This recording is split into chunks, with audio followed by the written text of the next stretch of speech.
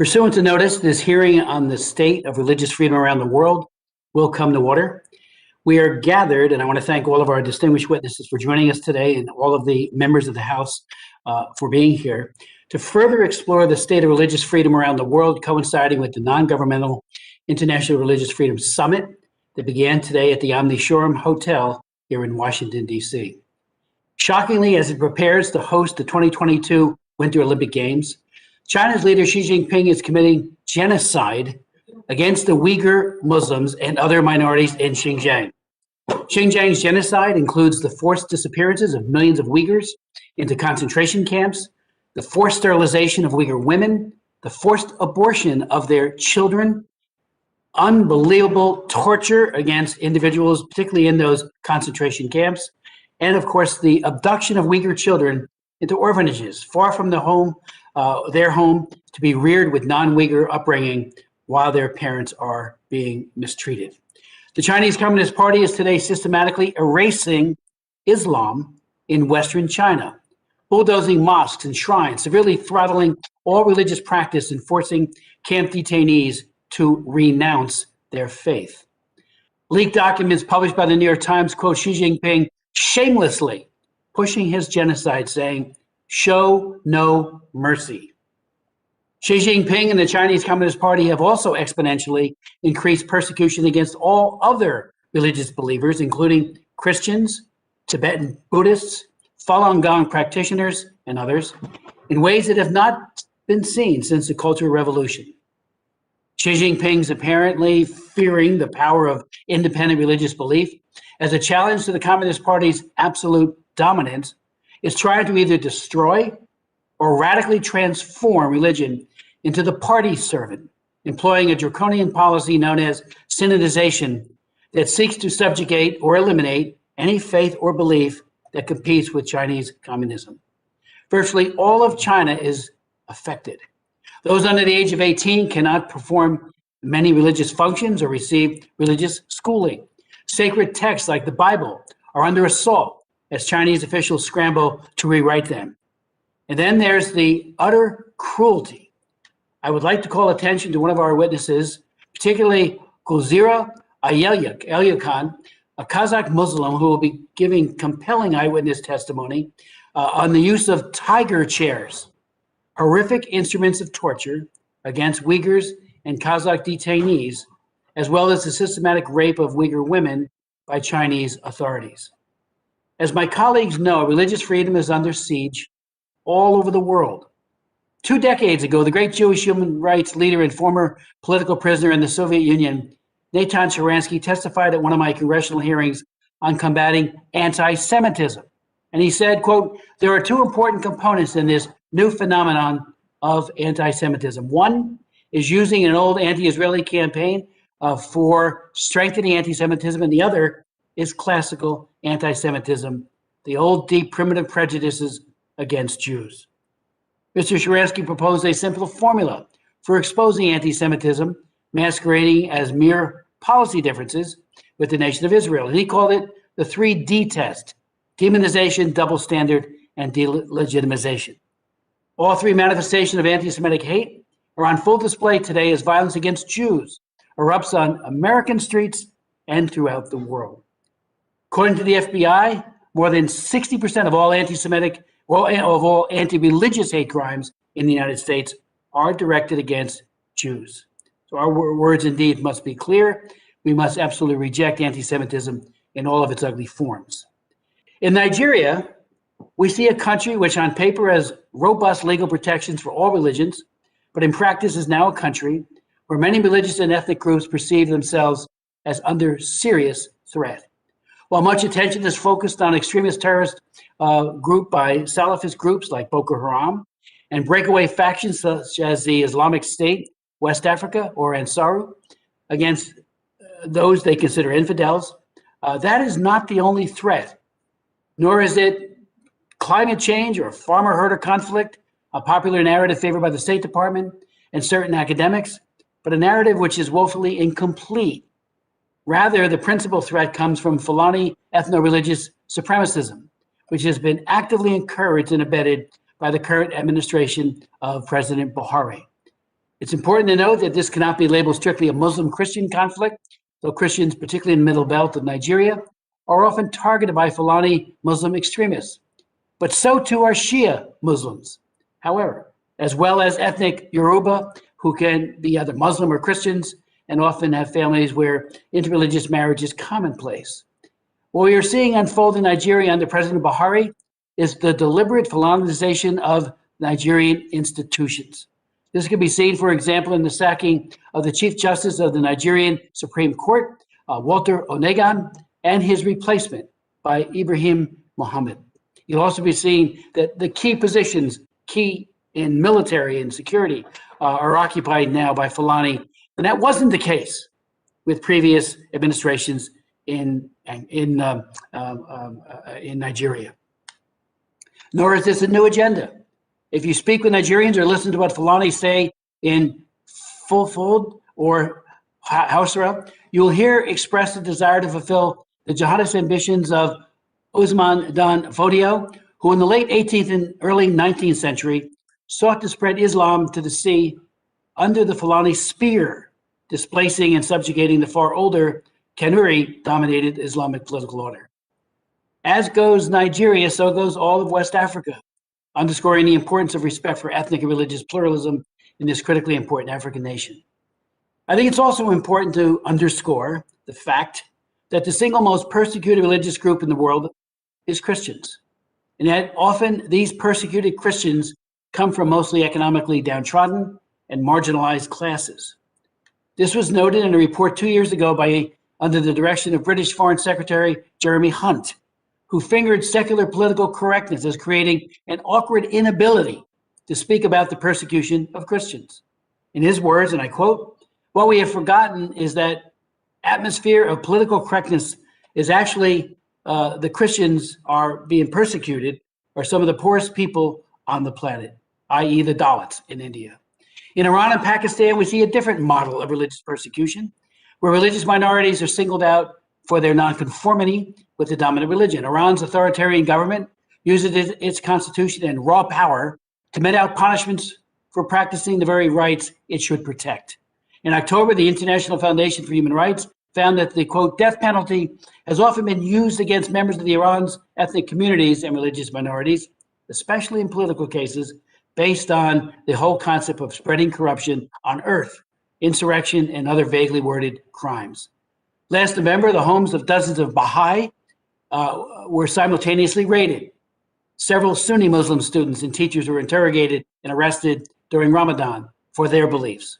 Christians from historic churches are treated as second-class citizens, while Iranian converts from Islam to Christianity, many of whom are evangelical, are treated with greater severity. In Pakistan, which was designated a country of particular concern in December, state and non-state acts have continued to erode the religious freedom of minorities. Harsh blasphemy laws continue to be enforced against Shia and Ahmadi Muslims, as well as Christians, Pakistani Indians, Hindus, and who historically found the Sindh province to be more tolerant, or today being forced, actually, to migrate to escape persecution and marginalization. As the State Department noted in its 2020 International Religious Freedom Report, in far too many places, individuals continue to be killed, tortured, jailed, harassed, and threatened on account of their religious identity or beliefs. Left unaddressed, such abuses threaten social cohesion and political stability, undermine economic development, and can foster radicalization and violent extremism, close quote. The numerous tools at the United States' disposal must be wielded firmly against individual persecutors, especially the sanctions embedded in the Frank Wolf International Religious Freedom Act and Global Magnitsky Act. Where moral suasion fails, the curtailment of access to countries and markets can incentivize real change.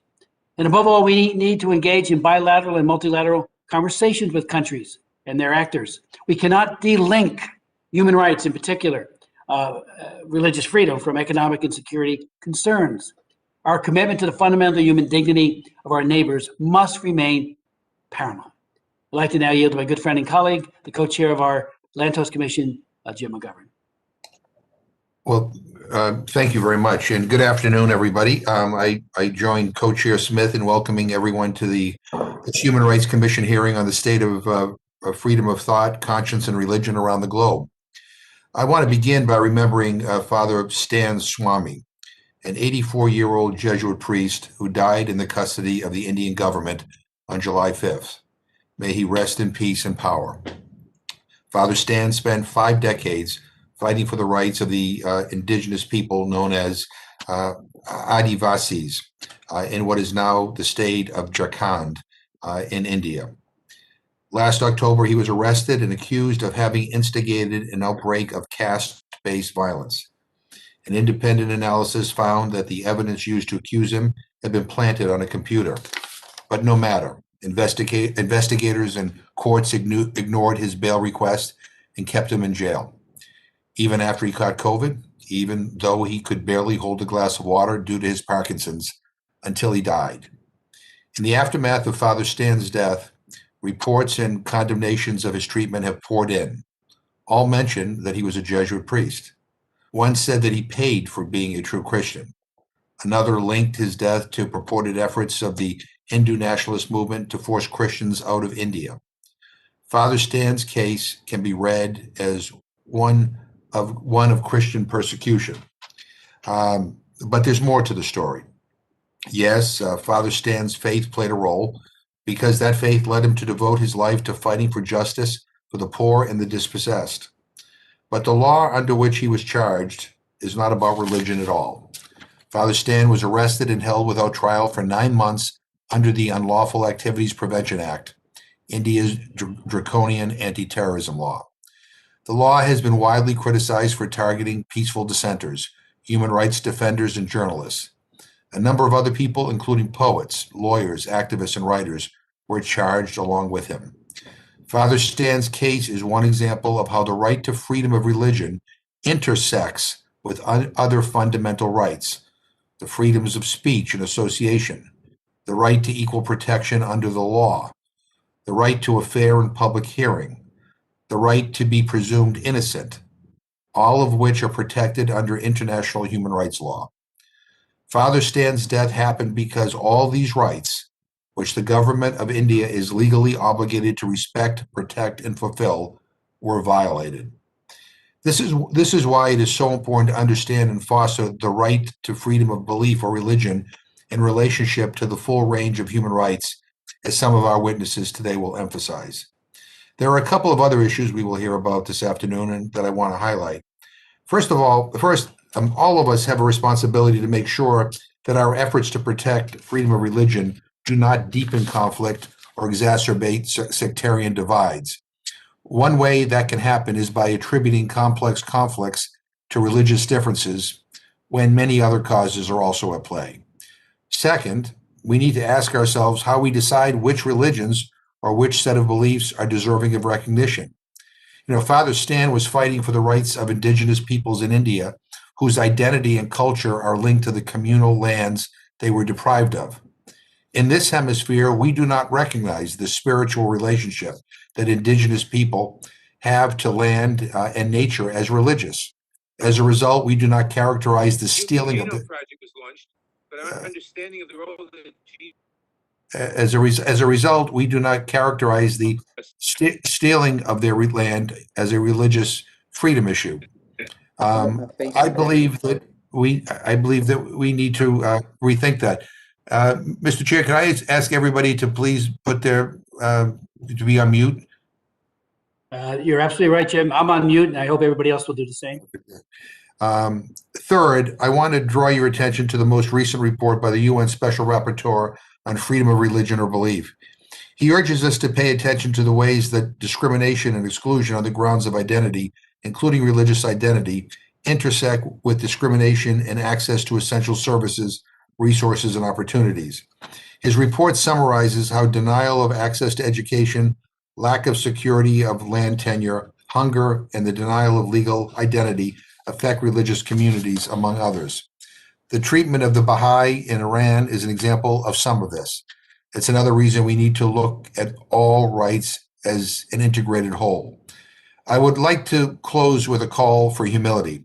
As Americans, we think of ourselves as a beacon for freedom of religion.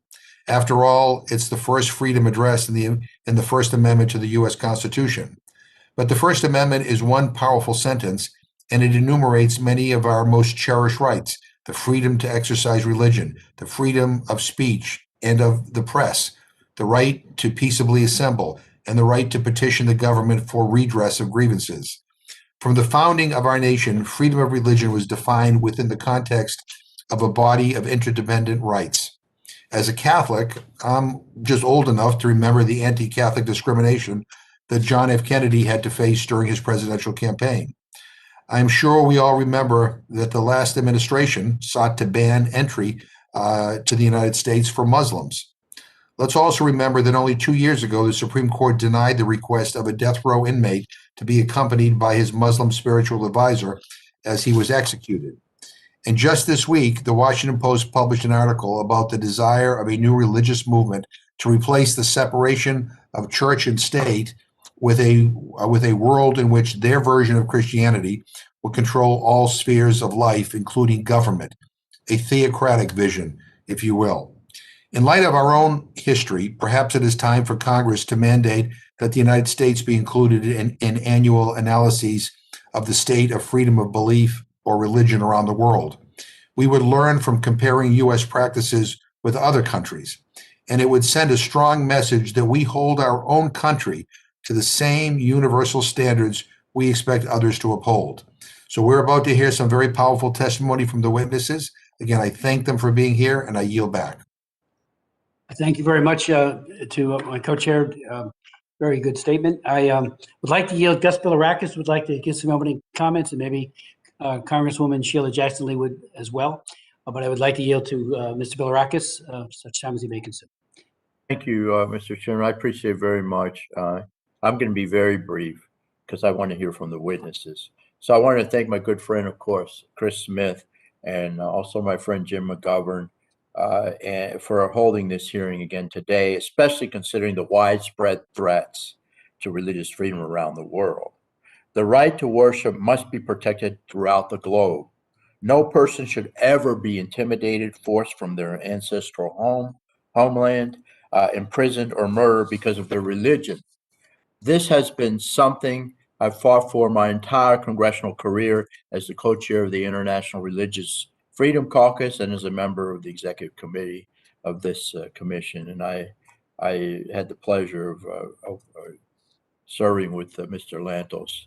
It was a wonderful, wonderful man. I look forward again to hearing the testimony from our distinguished panelists regarding the religious minorities I've fought for over the years, such as the Ahmadi in Pakistan, the Baha'i in Iran, the Christians in the Middle East, Christians and other religious minorities in Turkey and Nigeria, and the Uyghurs, of course, the Tibetans and Falun Gong practitioners in China. And I have a case right now with a constituent, a family member of my constituent is being detained because of his practice of Falun Gong in China, and we're trying to help him out. So, folks, thank you very much for putting an emphasis on this. It's so very important.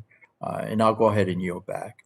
Look forward Thank you very much, Mr. Bilirakis, and thank you for your leadership, on religious freedom worldwide, but for the Orthodox in particular. You've done a tremendous job, particularly as Turkey has rained down so horribly on Cyprus and of course, Orthodox Christians and others in Turkey itself. So thank you, Mr. Bilirakis. I'd like to yield to Sheila Jackson Lee. Thank you, Mr. Chairman, and both chairmen. Thank you so very much for having, again, another important hearing.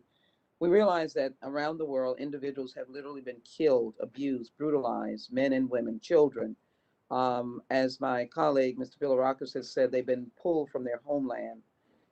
And they've done so sometimes with not the same indignation would find for other abuses, maybe something called human rights, even though religious rights, as we know, having known the late Tom Lantos, is vital. And I thank you all for continuing his commitment and tradition under the Tom Lantos Human Rights Commission on this very important issue. Religious beliefs are precious. They are sometimes a birthright. And according to the Pew Research Center, government restrictions on religion, ranging from the prohibition on worship or government harassment to violence against religious groups, have increased globally for over a decade. We are well aware of the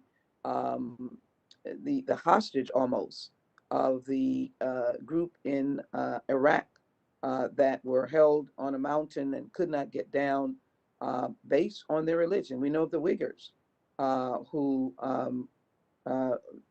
have been a constant face to that. But I also know, as a co-chair of the Nigerian caucus, and I'm glad that both China and Nigeria will be represented here today, of the abuse against Christians in Nigeria, particularly the northern region. The Chibok girls that were kidnapped. Some today have not yet been found. I'll be meeting with a group of Nigerian human rights activists on this question in the coming weeks. But the idea of pastors being shot and killed, homes being burned, as I said, boarding schools being destroyed, and children being kidnapped, taken away from their families, people being these examples, maybe one knows in one country, but they're also in another.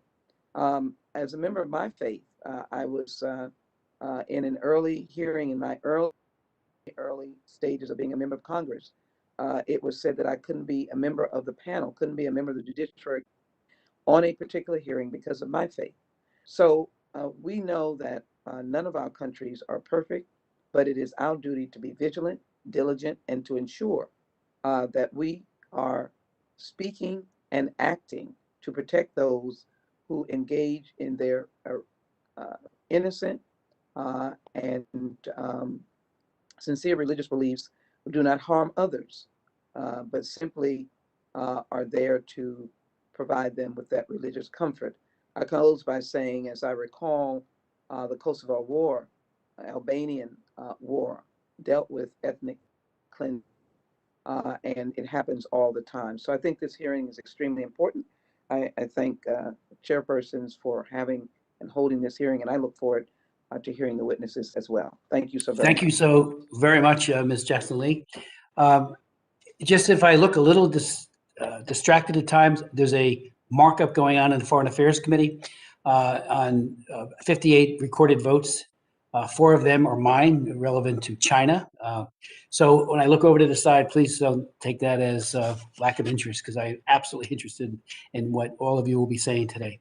I would like to now introduce our first panelist, panel number 1, and that is Nadine Menza, who chairs the United States Commission on International Religious Freedom. Along with being a policy expert, noted speaker, a tremendous writer, very incisive writer with more than 2 decades of experience as an advocate for workers for families and champion for international religious freedom. She is also president of the Patriot Voices, where she shapes the organization's special emphasis on public policies that support working families. In addition, she has represented USCIRF in delegations to Egypt, Saudi Arabia, Myanmar, Bahrain, Indonesia, Iraq, Azerbaijan, Thailand, Taiwan, and Uzbekistan. So, Madam Chair, the floor is yours. Thank you so much, Co-Chair Smith and Co-Chair McGovern, and also other members of this commission. Thank you for including the U.S. Commission on International Religious Freedom at this hearing today. As we gather here, as you know, people around the world continue to be systematically and violently targeted for their faith, or for their choice to hold no faith at all, by both governments and non-state actors. Governments impose laws that discriminate against religious communities and restrict their right to express their faith and to worship how they see fit, imposing steep penalties, imprisonment, and even death for blasphemy, apostasy, for failing to officially register their faith group, for worshiping in an unauthorized space, or just for their existence or identification as a religious community. Non-state groups and individuals often use these laws to justify violent attacks against religious minorities, worshipers, and houses of worship. In USCIRF's most recent annual report covering 2020, we have recommended that the Department of State designate 14 countries of particular concern, or CPC, 10 of those which have already been designated. Those are Burma, China, Eritrea, Iran, Nigeria, North Korea, Pakistan, Saudi Arabia, Tajikistan, and Turkmenistan. The other 4 countries yet to be designated as a CPC are India, Russia, Syria, and Vietnam. We also recommended the State Department maintain on their special watch list 2 countries, Cuba and Nicaragua, but to add 10 more to that list, including Afghanistan, Algeria, Azerbaijan, Egypt, Indonesia, Iraq, Kazakhstan, Malaysia, Turkey, and Uzbekistan. In addition, we determined that 3 countries have made sufficient progress that no longer meet those lists, which are Bahrain, Central African Republic, and Sudan. In addition to these country conditions, we have identified several key themes, which you've already heard from the co-chairs today. The first is governments responded to the COVID-19 pandemic with sweeping restrictions. Some, of course, were justified, but some have disproportionately targeted religious minorities, increasing discrimination, restrictions, and blaming religious groups for the spread of this virus. Jewish communities were especially targeted in this manner, as the spread of the pandemic sparked a new surge in anti-Semitism already on the rise. The destruction of houses of worship continue to be a key trend in dozens of countries around the world, targeting these symbols of religious identity that are supposed to be places of refuge. Across the globe, 84 countries maintain blasphemy laws, many of which are enforced by the state and carry severe penalties.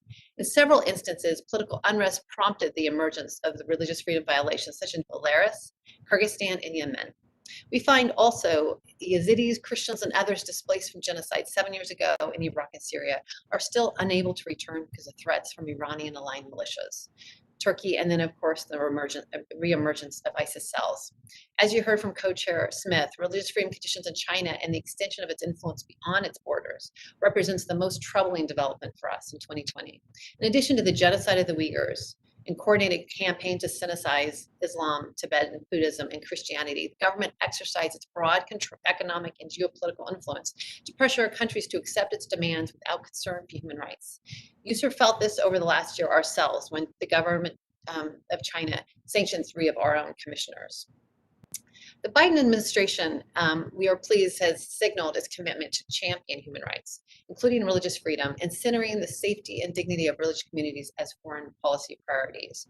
President Biden signed a presidential determination in April that revised and reallocated countries and regions from which the United States would accept refugees in the current year. And he signed a subsequent presidential determination in May that raised the refugee ceiling from 15,000 to 62,500 for the remainder of the fiscal year.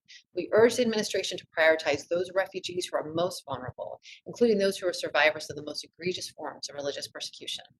The Biden administration is also conducting an interagency review to determine whether atrocities committed against the Rohingya by the Burmese military amount to genocide. We recommend that they definitively and publicly conclude these atrocities, both committed and ongoing, constitute genocide and act accordingly. We're also pleased to have just received confirmation that the administration plans to implement President Trump's executive order advancing international religious freedom, integrates this issue into U.S. diplomacy and development efforts. As you know, religious freedom conditions overall continue to deteriorate around the world, and there are always ways we can do better. So in addition to the recommendations I've already mentioned, I will highlight other opportunities for Congress and the administration to further advance religious freedom. There's pending legislation in Congress that contains several of USER's policy recommendations that could create a strong response to severe religious freedom violations, including the Uyghur Forced Labor Prevention Act, Ukraine Religious Freedom Support Act, and the Vietnam Human Rights Act. We urge you to look closely at these and other relevant legislation. USER urges the Biden administration to continue to lead the multilateral initiatives that have been set up, including the International Religious Freedom Ministerial, and also the International Religious Freedom or Belief Alliance. Officially launched in February of 2020, this network of 32 like-minded countries is committed to opposing religious persecution and advancing freedom of religion or belief for all.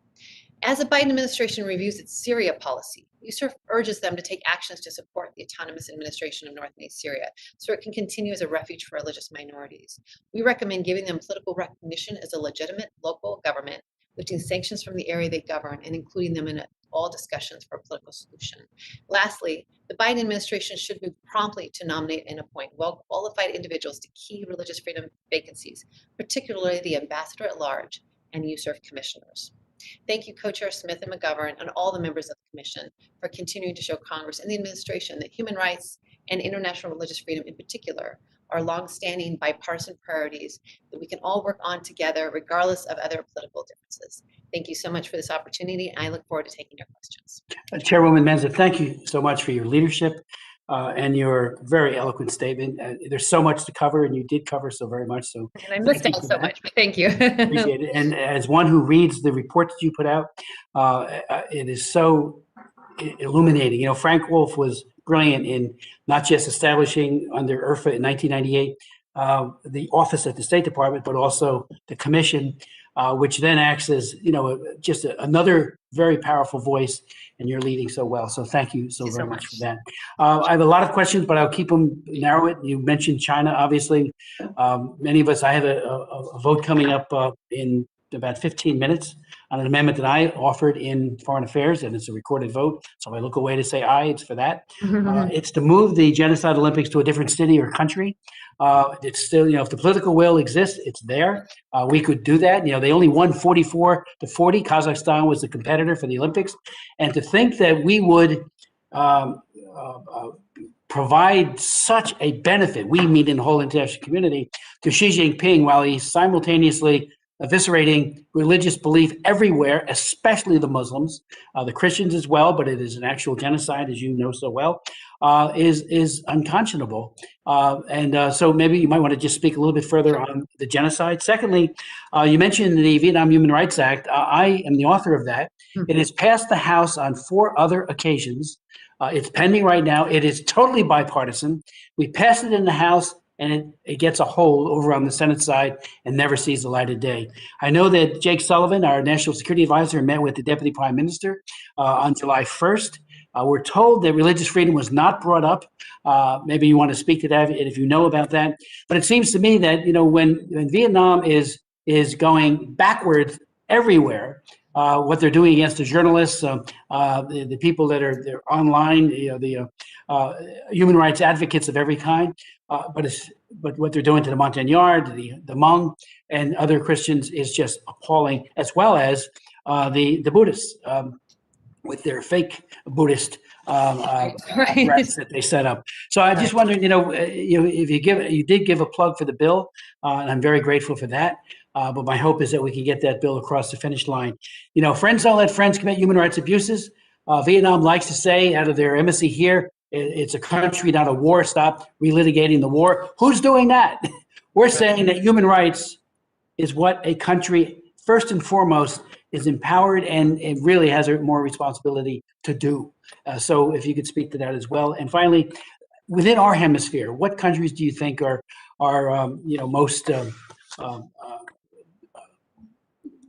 most disconcerting to us when it comes to religious freedom? Okay. Well, thanks so much for those wonderful questions. I hope I remember them all. First of all, starting with China, we have, we have spoken out frequently about our concerns about the Beijing hosting the 2022 Winter Olympic Games, and we believe in no way, shape, or form should the Olympics be held there. The U.S. community can easily, as you said, there was a close runner-up. We could easily change the location to another country, and we should. And we also, if that isn't done, then U.S. officials should not be attending these games. So, we feel that this genocide is should be in the front and center of any interaction with China. It's been disappointing for me personally to find out that the Xinjiang Act that I mentioned earlier, is opposed, for instance, by the U.S. Chamber of Commerce. That we should all come together, and regardless of business, human rights, especially genocide, has got to be something that the one time the world could all come together and say no, is when something is so clearly a genocide as it is in China. So, we've continued to speak strong about China, and the Vietnam situation reminds me of China a few years back, where at private meetings, people would talk, tough about China, but you knew that once they were in those meetings about economic issues, China, human rights were not at the table, and so we see that with India too, where we don't believe they're at the table. We hope they will be. There are these instances where these egregious violations, these CPC countries. So we're not talking about, offending Christians. We're talking about Christians, Muslims, and others. Real serious, egregious, ongoing, systematic violations of religious freedom that really need to be front and center when the U.S. government is sitting with all of these countries. And so I appreciate your leadership and your willingness to mention them. I think the other one you mentioned, I should have written them all down, was in our own hemisphere. I know that we've spoken out on both Nigeria and Cuba. We know the Catholic communities especially have been targeted, I believe, in both communities, countries, and the U.S. government has got to show leadership and when they're in any sort of relationship. And I know obviously Cuba's a little different because we don't have a diplomatic relations right now, I believe, on the ground there, but it is to raise these with these countries. Thank you. Chairman McGovern? Thank you. Thank you for your testimony. You mentioned that USURF determined that Bahrain had made sufficient progress to warrant being removed from the special watch list. Can you tell us on what basis you made that judgment? Because the situation for the Shia doesn't seem like it's changed very much. So we certainly are concerned about the situation with Shias. We continue to dialogue. We've already had a call with Bahrain this year. We will continue to write about it. We do know they have some human rights concerns. So really the question is, does it meet the threshold of meeting two of the egregious, systematic and ongoing violations of religious freedom? We know that people of all faiths practice their faith there. I attended a Hindu temple that was 100 years old. I interacted with many Christians who had no interruption with the practice of their faith. Certainly the relationship with the Shia community is very complicated, and we're still concerned about it as well. But we think it's important for the integrity of the system that we hold these guidelines, and that if a country doesn't meet them, that they're not listed. So this way, the countries that do meet them there's more targeting on those particular countries. So, in evaluating the state of religious freedom in a country, does USURF consider the state of related rights like freedom of association and expression, and like how do those rights figure in? Yeah, if they fit into the religious, if they're violating them in a religious freedom context, absolutely. But if it's a situation where it's artists that are expressing themselves and they're being challenged, and if there's no religious component, we probably don't speak into that, because we know there are others that are better suited to speak into those particular. We really try to stay within our mandate. And of course, personally, as commissioners, often a lot of us are speaking into things a little out of that mandate, but USURF as a whole tries to stay within that mandate. So in 2018, USURF published an excellent report on the intersection of freedom of religion and women's rights. Has there been any follow-up on that? We have been talking about that pretty heavily. I personally was able, as I think I spoke with you earlier about, to visit Northeast Syria and see how they were able to, build a government where, the equality of gender, ethnicity, and religion all at the same time, how all three of those were important, that everyone be treated equally, and how they embedded that to make sure that they had leaders that were all ethnically, religiously, and had different genders. So what you saw is I think that gender equality went faster and religious freedom moved faster because they were united. So we have been talking internally about how better to move forward and do some more investigating and looking at other parts of the world where we're seeing different rights progressing, because I do believe there is that, when you see that integration, it is a powerful thing. And just, and USURF has looked at the impact of financial regulations on freedom of religion. Are there any plans to look at the impact of anti-terrorism legislation? We have spoken into that, usually when it's being used against communities to violate their rights. But we haven't recently been talking about any new projects, and we certainly would welcome any recommendations you would have. Yeah, maybe we could follow up with you on that, because I think that may be an important thing to look into. And let me just finally thank you for the work that you and your team do at USURF. We very much appreciate it, and again, I appreciate you being here today.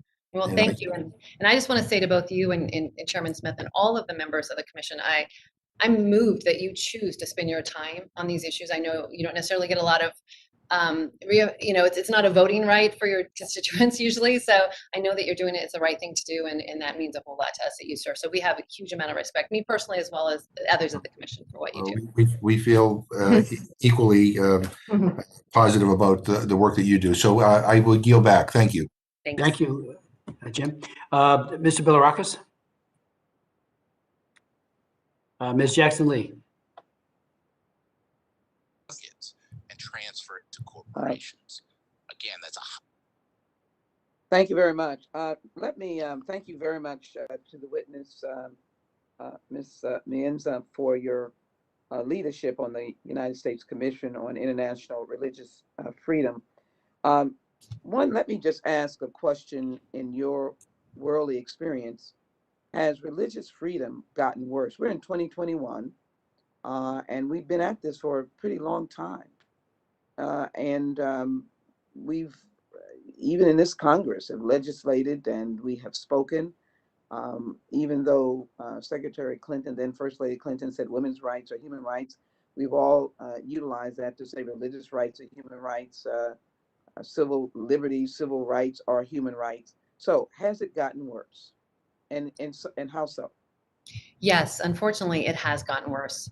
And what we're seeing is, I think, a threat of nationalism too that you're seeing in different parts of the world, whether it be in Burma or in India, where people and I think social media has frankly given people the tools to make to move this quicker, where there's this I want to say ethnic or religious nationalism, because I think there's a civic nationalism which is a healthy thing, right? You're proud of your country. So we're not talking about that, but that sense that the other is a dangerous thing, and that we have to keep the others from having a voice or having rights.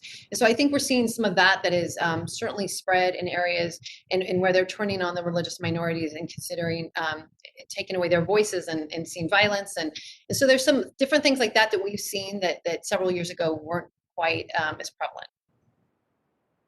You know, I've been reading about, certainly not to my joy, about Nazism and the rise of Nazism in Germany, and it's been characterized as a purity of race, but obviously there was an element of religious practice and faith in that as well. Most people don't associate that horrors with also the extinction and elimination of people who had a different faith from Germany. So we know that religious freedom can go to the worst levels. And it can wind up in a massive loss of life. Would you comment on such incidences that you're aware of? And let me just follow up with a second question as relates to technology. We realize that China has exported surveillance technology to countries such as Belarus, Venezuela, and Zimbabwe. Is there reasonable indication that these technologies will be used by these countries in a similar fashion as currently leveraged by China to monitor religious minorities and other groups of people, including political dissidents? So if you could comment Sure. on that, religious freedom can result in massive loss of life, massacres, and then this whole idea of technology to be utilized against religious minorities or religious groups. Sure. Well, first of all, on your first point, we've seen in Burma, for instance, Asrin Weerathru, a Buddhist. Can you check? A Buddhist. I may be off. Am I? Hold on. Sorry, I just lost my screen. It's my. Looks like I'm off. Wait. Why wouldn't this thing be over here? Okay. I'm so sorry. Can you hear me? Okay. We're seeing this Buddhist monk in Burma who, Can you hear me? I can. Can everyone hear me? Okay.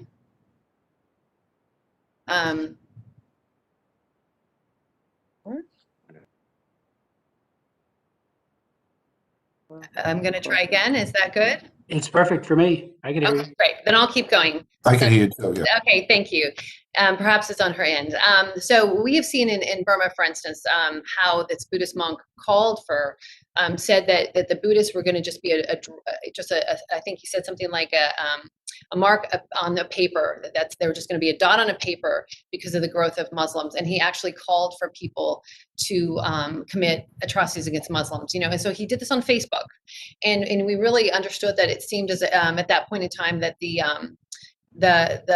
military was actually paying to do ads and to grow that on social media. So here you have a military that's using social media to spread out. So it is causing this mass violence that's being technology is being used to take these violent voices. So, we've seen that. We're seeing some of that in India as well, where government officials are indicating sayings about minorities that are causing some mass violence. And we're really afraid that it is going to grow to be a larger problem. And we are afraid of mass atrocities in some of these areas. I mean, I think we've seen with the coup, we're seeing some positive things about, as we've seen that some of these minority groups have now come out to apologize to the Rohingyas, for instance, for excluding them in the past, and seeing if there's a future for Burma that they need to include the Rohingyas. So there's some good stuff happening in Burma right now, even though this horrible coup happened. But the fact that mass atrocities are still possibility, and of course we're afraid of that in India as well, with this kind of language, and anytime there's this kind of nationalism and we're making the other dangerous, as I think the Holocaust Museum has spoken several times about this, and that's really the line where hate speech becomes dangerous, when the other person, that the other, quote unquote, becomes a dangerous force that you have to stop. And so, we're watching several places. In terms of technology, we did have a hearing about China and technology and the exportation of technology a few months ago, and we'd be glad to send around that fact sheet to all of you. We're very concerned about US technology in particular being used by China and these other countries to suppress their minorities. Of course, they say they're using them for other things. You understand, in Kazakhstan, you can get on a bus, and the bus will actually identify you by your face. You don't even have to. But it's just, and we know that some of this even identifies you by your bone structure, so they could tell if you're a Uyghur and things like that. These are really dangerous things for the U.S. to be helping with. The U.S. government should not be allowing U.S. companies to participate in this kind of technology and be able to make money off genocide.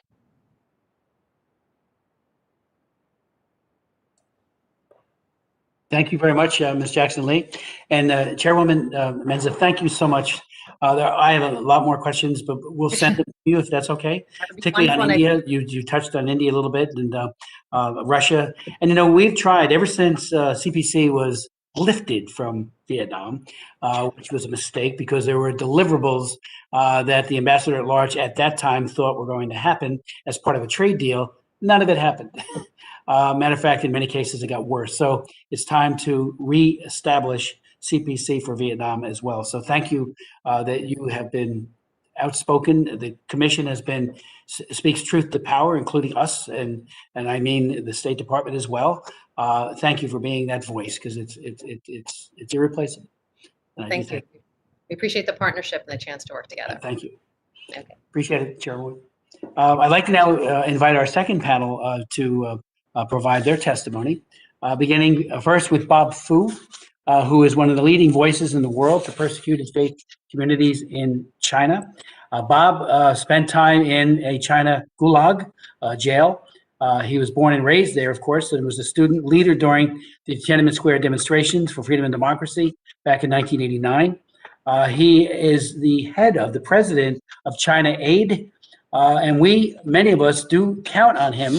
I know Frank Wolf and I, when we were in Beijing protesting the 2008 Olympics, we were in regular contact with Bob Fu.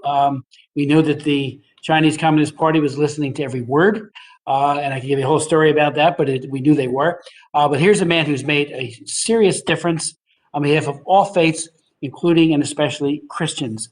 He is the winner of the 2020 Wilberforce Award from the Colson Center, and he's editor-in-chief of the Chinese Law and Religion Monitor. We'll then hear from Anthony Vance, who is the Director of Public Affairs for the Baha'i of the United States. Mr. Vance oversees the development of the office's program and strategic direction. He joined the office in 2010 after spending 4 years at the Baha'i World Center in Haifa, Israel, representing it to the diplomatic community. A lawyer by training, he spent 21 years in the U.S. Agency for International Development in legal managerial positions in Cote d'Ivoire, Kenya, Botswana, and Egypt. He holds a BA in economics, MBA, and JD from Harvard University. We then hear from Amjad Khan, an adjunct professor of law at the UCL Law Center and partner with Brown, Neary, Smith, and Khan, where he practices commercial litigation. He served as judicial clerk for the Honorable Warren Ferguson, senior circuit judge for the U.S. Court of Appeals in the 9th District. Amjad's academic work focused on transnational legal issues, studies, comparative constitutional law, and national security. He is the National Director of Public Affairs for the Ahmadiyya Muslim Community USA. His Excellency, next witness, is Matthew Hassan Kuku, was the Bishop of the Catholic Diocese of Sokoto, Nigeria. Bishop Kuka has participated in many Nigerian presidential initiatives, such as Human Rights Violation Investigation Commission, Electoral Reform Committee, and National Political Reform Conference. He was the presidential facilitator who negotiated an end to the hostility between the Shell Petroleum Development Company and their Ogoni people. He also served on the committee set up by the Northern Governors to examine the crisis of Boko Haram He is chairman of the Interreligious Dialogue Committees for both the Bishops' Conference of Nigeria and West Africa, and a member of the Dicastery of Integral Human Development, Vatican City. We're very, very grateful to have him here joining us. We'll then hear from Dr. Elizabeth Hurd, a professor of political science and religious studies, who holds the Crown Chair in Middle East Studies at Northwestern University. Dr. Hurd has taught at Northwestern since 2002 and studies the impact of religion in U.S. foreign and immigration policy. She is the author of The Politics of Secularism in International Relations and Beyond Religious Freedom, The New Global Politics of Religion, both published by Princeton. She is co-editor of the Winifred Fowler Sullivan At Home and Abroad, The Politics of American Religion, and many, many other. She co-directs the Global Religion and Politics Research Group at Northwestern and co-curates the Teaching of Law and Religion Case Study Archive. We then hear from, we then need to hear from Dr. Or Reverend, I should say, Susan Hayward, Associate Director for the Religious Literacy and Professions Initiative at Harvard University's Divinity School of Religion and Public Life. Yes. Smith votes aye. In this role, she works with leaders in secular defined fields and civic spaces to understand how religion impacts social, political, and economic life. Previously, Reverend Hayward spent 14 years with the U.S. Institute of Peace, Religion, and Inclusive Societies program, where she led the Institute's efforts to understand and engage religious factors and actors shaping conflict and peace worldwide. She helped implement projects in partnership with diverse religious communities in Myanmar, Sri Lanka, Colombia, and Iraq. She serves as an advisor to the Transatlantic Policy Network for Religion and Diplomacy, the Taliban Center for Interreligious Understanding, and Churches for Middle East Peace. She studied Buddhism in Nepal and is an ordained minister in the United Church of Christ. And finally, we'll be hearing from Gulzira Ayalkan of the Kazakh Muslim minority from Xinjiang, who is originally from Xinjiang's Gulug County, coming from a family of cattle breeders. She moved to Kazakhstan with her family in 2014, where she and her husband would also do farm work and herding, and is now a legal Kazakhstan resident. Following a return to China in 2017, Gulzira was arrested and spent over a year in various concentration camps and was forced to labor in a factory. Following media exposure of her case, she quickly she was interrogated and she was allowed to join her family. I would just want to point out for the record before we go to the Reverend Bob Fu, about 10 minutes ago we had a vote in the Foreign Affairs Committee on an amendment that I had offered to the Eagle Act on creating a strategy to move the Genocide Olympics to a different city and a different country to make the attempt. I'm sorry to report that it failed 21 to 26 in a recorded vote, and that's the votes we're doing right now as we meet in this hearing. So that's bad news. I'm going to try to get it made in order for the floor vote, but it did lose in committee. I'd like to now yield to Bob Fu.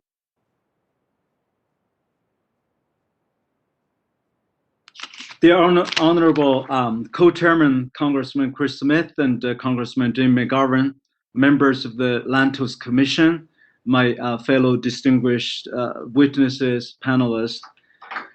First, I'd like to ask both co-chair to allow my full written testimony as part of the congressional permanent record. Without objection, your full statement, as well as all of our witnesses, will be made to the part of the record, as well as any other materials you think are relevant. Thank you.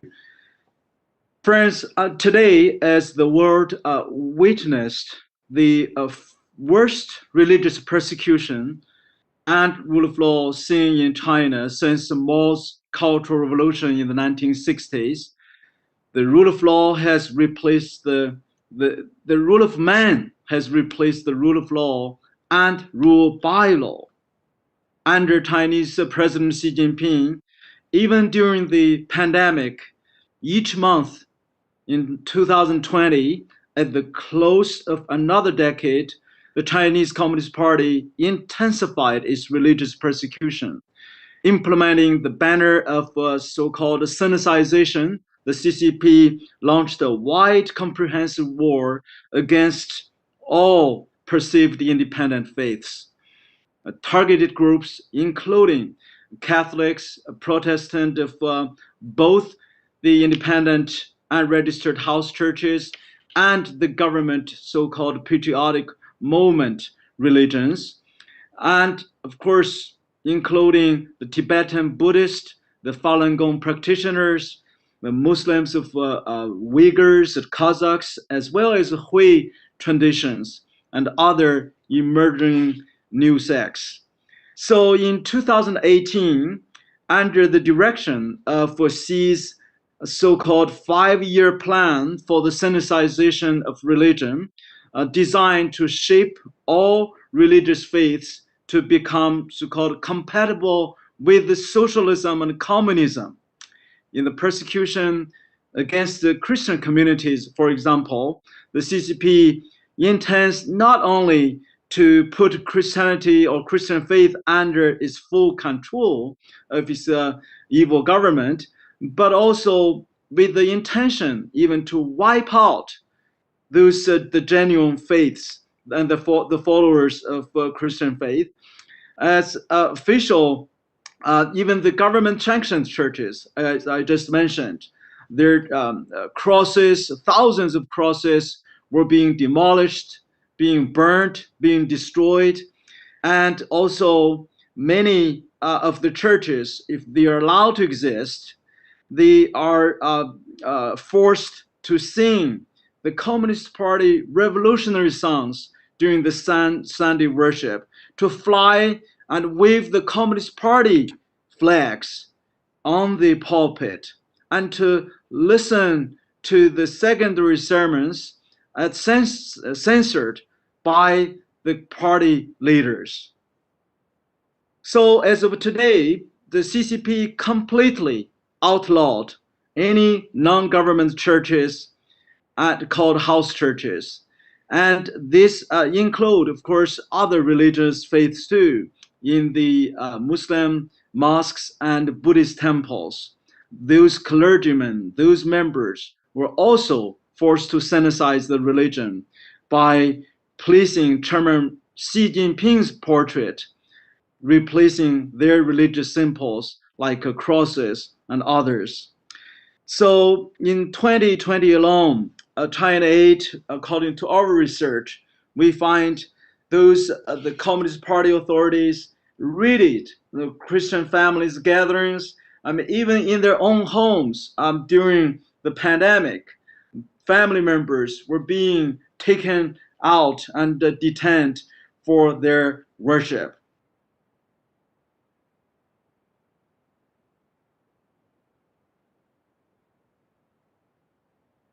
Forced to sign a Communist Party paper to renounce their faith. This has not happened since the Cultural Revolution. And children who used to have their homeschool choice in their home were all forbidden and forced to move to the government communist-run propaganda schools. So the CCP basically attempted to wipe out all these independent faiths and forcing believers who are holding the professions such as a teacher, as a doctor, as a nurse, they are all forbidden to believe their faith or practice their faith. Authorities require the schools and parents to basically totally give up their faith. So officials also remove all the access to their secret literatures like the Bibles from any platforms, bookstores and online like platforms in the e-commerce. So we have seen this deteriorating situation reflected in a number of cases. We have seen the increase of the arrest, arbitrary detention of thousands. Of course, we already, both chairman and other members of this commission have mentioned the genocide in West China, in Xinjiang. Of course, the crackdown even in Hong Kong under the so-called national security law, churches, I mean, their banks were being frozen for simply being provided food and shelter for those peaceful protesters. So let me give you a few examples that I want your attention on this deteriorating situation of religious persecution and rule of law. We have seen, of course, Pastor John Hall, a Chinese American, who was arrested for building 16 schools for the Kachin minority in the China-Burma border. And he was sentenced to 7 years imprisonment in March 2018. And Pastor Wang Yi, the founder and civil rights lawyer who met with President Bush in 2006, he received 9 years imprisonment on Christmas Day in 2019 after over 160 members of his church and deacons, of course, were arrested. And his wife, Jiang Rong, and their 13-year-old son were also arrested. And now their son turns to 15, is totally forbidden to have his private school education. And the police give him the right every day. He has to be on the police car to go to school and come back home. And his wife, Jiang Rong, suffered torture during her detention. And there's no lawyer access for him. And of course, we have seen Gao Zhisheng, a civil rights, religious freedom Christian lawyer who represents Falun Gong practitioners and Christians and many other faiths, after suffered 8 years of non-stop torture and enforced disappearance, only gave 3 years under house arrest after the American Bar Association published his book. And then 4 years ago, August 23rd, 2017, he was disappeared again. And 4 years already, there's no word from him, dead or alive. And his wife and 2 children, we rescued them into the US. For 12 years, there's no communication. So that is the so-called rule of law. We have seen today, actually, a gentleman who is sitting next to me, Mr. Li Chuanliang. He served in 2 cities as deputy mayors in China until 2014, and he resigned because he's just had enough of the Communist Party's propaganda. So he left China. But because in December 2019, just on the eve of the pandemic, he already heard through his internal sources that this is a pandemic, this is COVID-19, this is transmitted from human to human, just because he told his former comrades, who was a mayor at the time, a party secretary in another city. So that party secretary just started mobilizing, before the Xi Jinping ordered, of course, the start of the COVID-19, because that mayor acted too early, and so that mayor was arrested, and because Mr. Li Chuanliang advocated for him in the United States of America. Now his wife, not his wife, his pregnant daughter, and his son-in-law, his brother, his sister had been all arrested, and his daughter, after 4.5 months in prison, they finally released her, and even business forced her to sign a form, said, we didn't know you were pregnant, and she gave birth to a baby recently, and now she's still on trial. They want to bring her back to prison with that, even with a small baby just being birthed. And Mayor Li Chuanliang himself is now put on the Interpol list. And the Chinese Communist Party security communicated through his family, said, if you shut up in the United States, don't talk about the COVID-19, the truth about the cover-up, and return to China, surrender, we will release your family members. And friends, I mean, this is just the tip of the iceberg. I just give you some examples. So in conclusion, some of the recommendations to really end this the genocide regime, I think we need to take concrete actions. I think I totally agree with the co-chair Congressman Smith to boycott this Olympics, because a country that is committing a genocide, a crime against humanity, is automatically disqualified to host Olympics, who promote equality and freedom. And I also urge Congress to quickly pass this Uyghur Forced Labor Prevention Act in order to confront this vast labor system put out in place by the CCP. In addition to that, I think we all really need to urge the administration, President Biden, his senior leaders, Secretary Blinken, to meet with these victims, the survivors of the concentration camp. We just rescued, Mr. Guzero is one of them who testified. Meet them in the White House, in the State Department, to show to the Communist Party leaders, Xi Jinping, we do care, and to also to show those victims that we care about them and their family members. Thank you very much for listening to me. Thank you very much, Reverend Fu.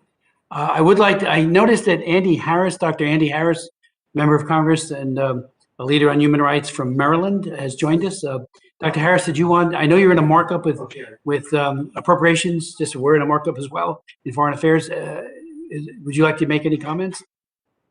No, just thank you, Mr. Chairman, for holding the hearing. Obviously, a very timely topic with what's going on, especially regards to China. And again, thank you for inviting me.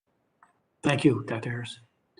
I'd like to now yield, if I could, to Anthony Vance and to provide his testimony. And thank you again for being with us today. Thank you very much, Mr. Chairman. And I'd like to thank you and the entire commission for providing the opportunity to testify today. Although as the director of the U.S. Baha'i Office of Public Affairs, I'm most familiar with the situation of the Baha'is in Iran. At the same time today, I'm going to talk not only about the Baha'is, but a little later about other religious minorities in Iran and what's happening to them.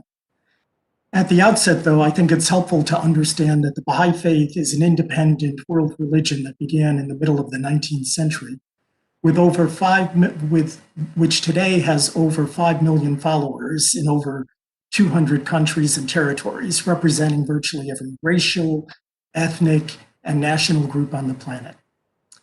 Now, after the Islamic Revolution of 1979, Baha'is became the target of severe and systematic state-sponsored persecution, and it became official government policy to oppress Baha'is. In the years following the revolution, over 250 Baha'is were killed, the majority by execution. Thousands of Baha'is were imprisoned, many of them tortured.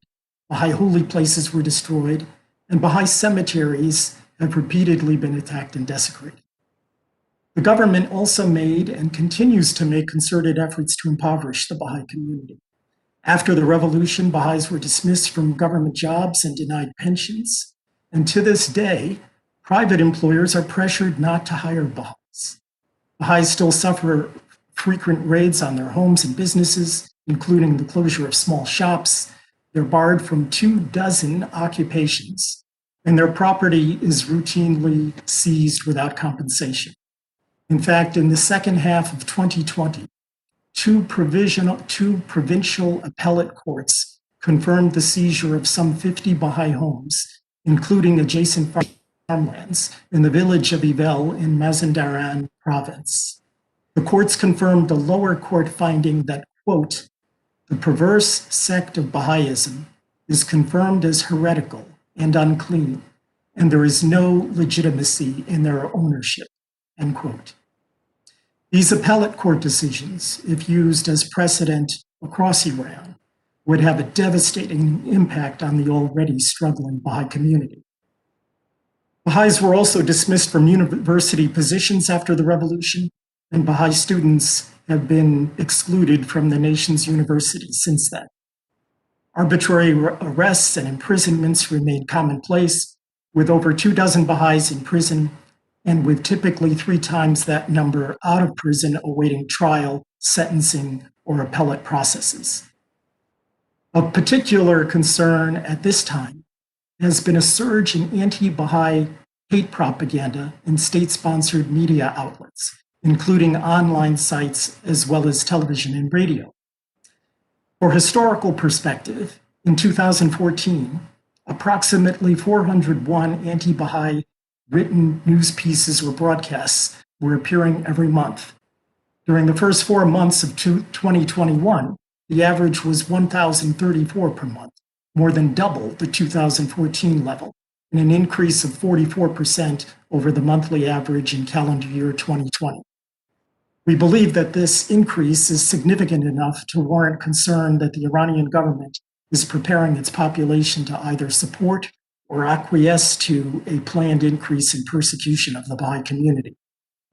The slander in this hate propaganda is designed to provoke the most visceral negative responses to an Iranian audience by describing Baha'is as spies of Israel and Western powers, and Baha'i meetings as secret orgies.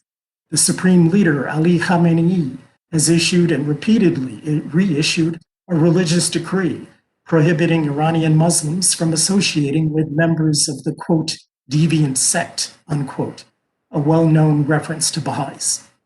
The clerical establishment has long promoted the view that Baha'is are ritually unclean and that the blood of Baha'is is mubah, meaning that it can be spilled with impunity.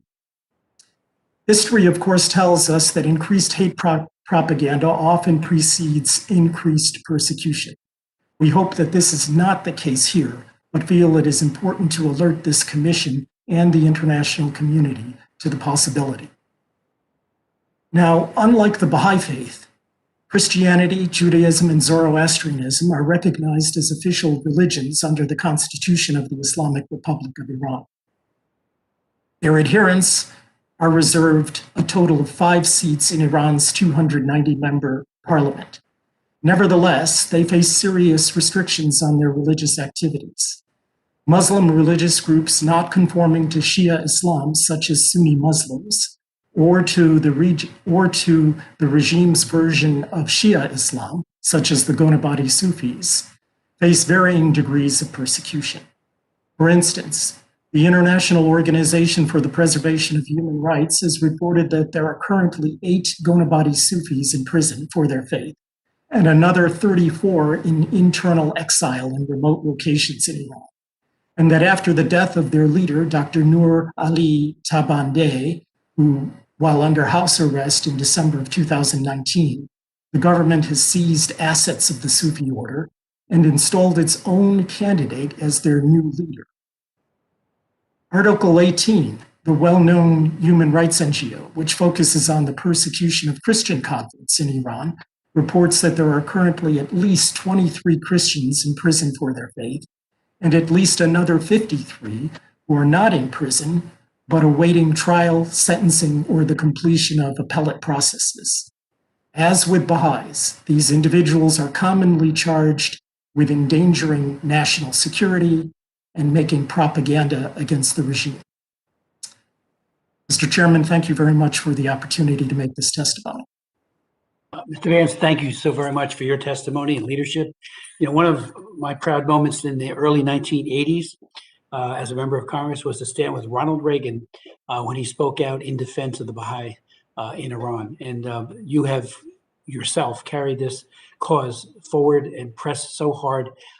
So thank you for your testimony. It does help all of us to do a better job in combating the discrimination against the Baha'i. So thank you very much, Mr. Chairman. Thank you. I'd like to now invite Amjad Khan for his testimony. Thank you, Mr. Chairman, and I wanted to thank both the co-chairs of the Tom Lantos Commission and all the members of the commission. It's really an honor and privilege to be back. I've had several occasions to testify before this body, and I applaud all of the great work that the commission is doing. This afternoon, I have a lengthier written statement, which is now a part of the record, but I'll be highlighting some aspects of persecution affecting the Ahmadiyya Muslim community. As I mentioned, I've testified about the persecution of the Ahmadiyya Muslim community in the past. They're among the most persecuted Muslim communities in the world. The U.S. State Department, the U.S. Commission on International Religious Freedom, both in their 2020 reports it's replete with references to the persecution of the Ahmadiyya Muslim community at the hands of religious extremists and state and quasi-state institutions in many countries in the world, including Pakistan, Algeria, Indonesia, Bangladesh, Kazakhstan, Kyrgyzstan, Saudi Arabia, Egypt, Libya, and Syria. But today, I focus on Pakistan. And with respect to Pakistan, in prior testimony over the years, I've outlined important historical and legal markers that inform why Ahmadi Muslims are the subject of abuse by state institutions and groups that the government of Pakistan is unwilling or incapable of controlling.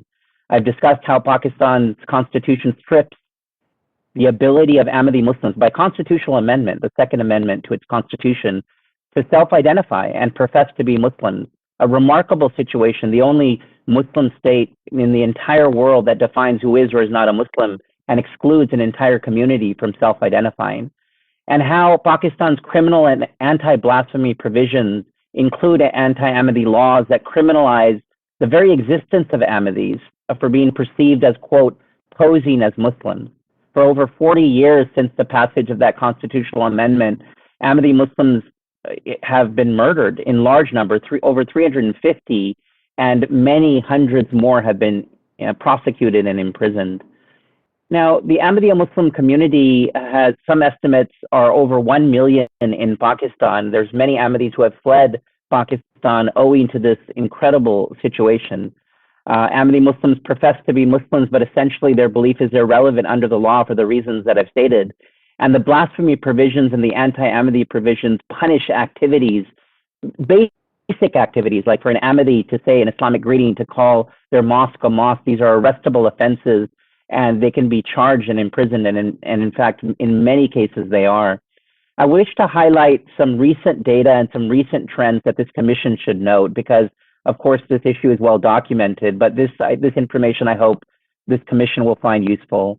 As I mentioned about the violence against the Ahmadiyya Muslim community, it is definitely on the uptick. In fact, in the past decade alone, over 80 Ahmadi Muslims have been murdered. This was after the Taliban massacred 86 Ahmadi Muslims in 2010.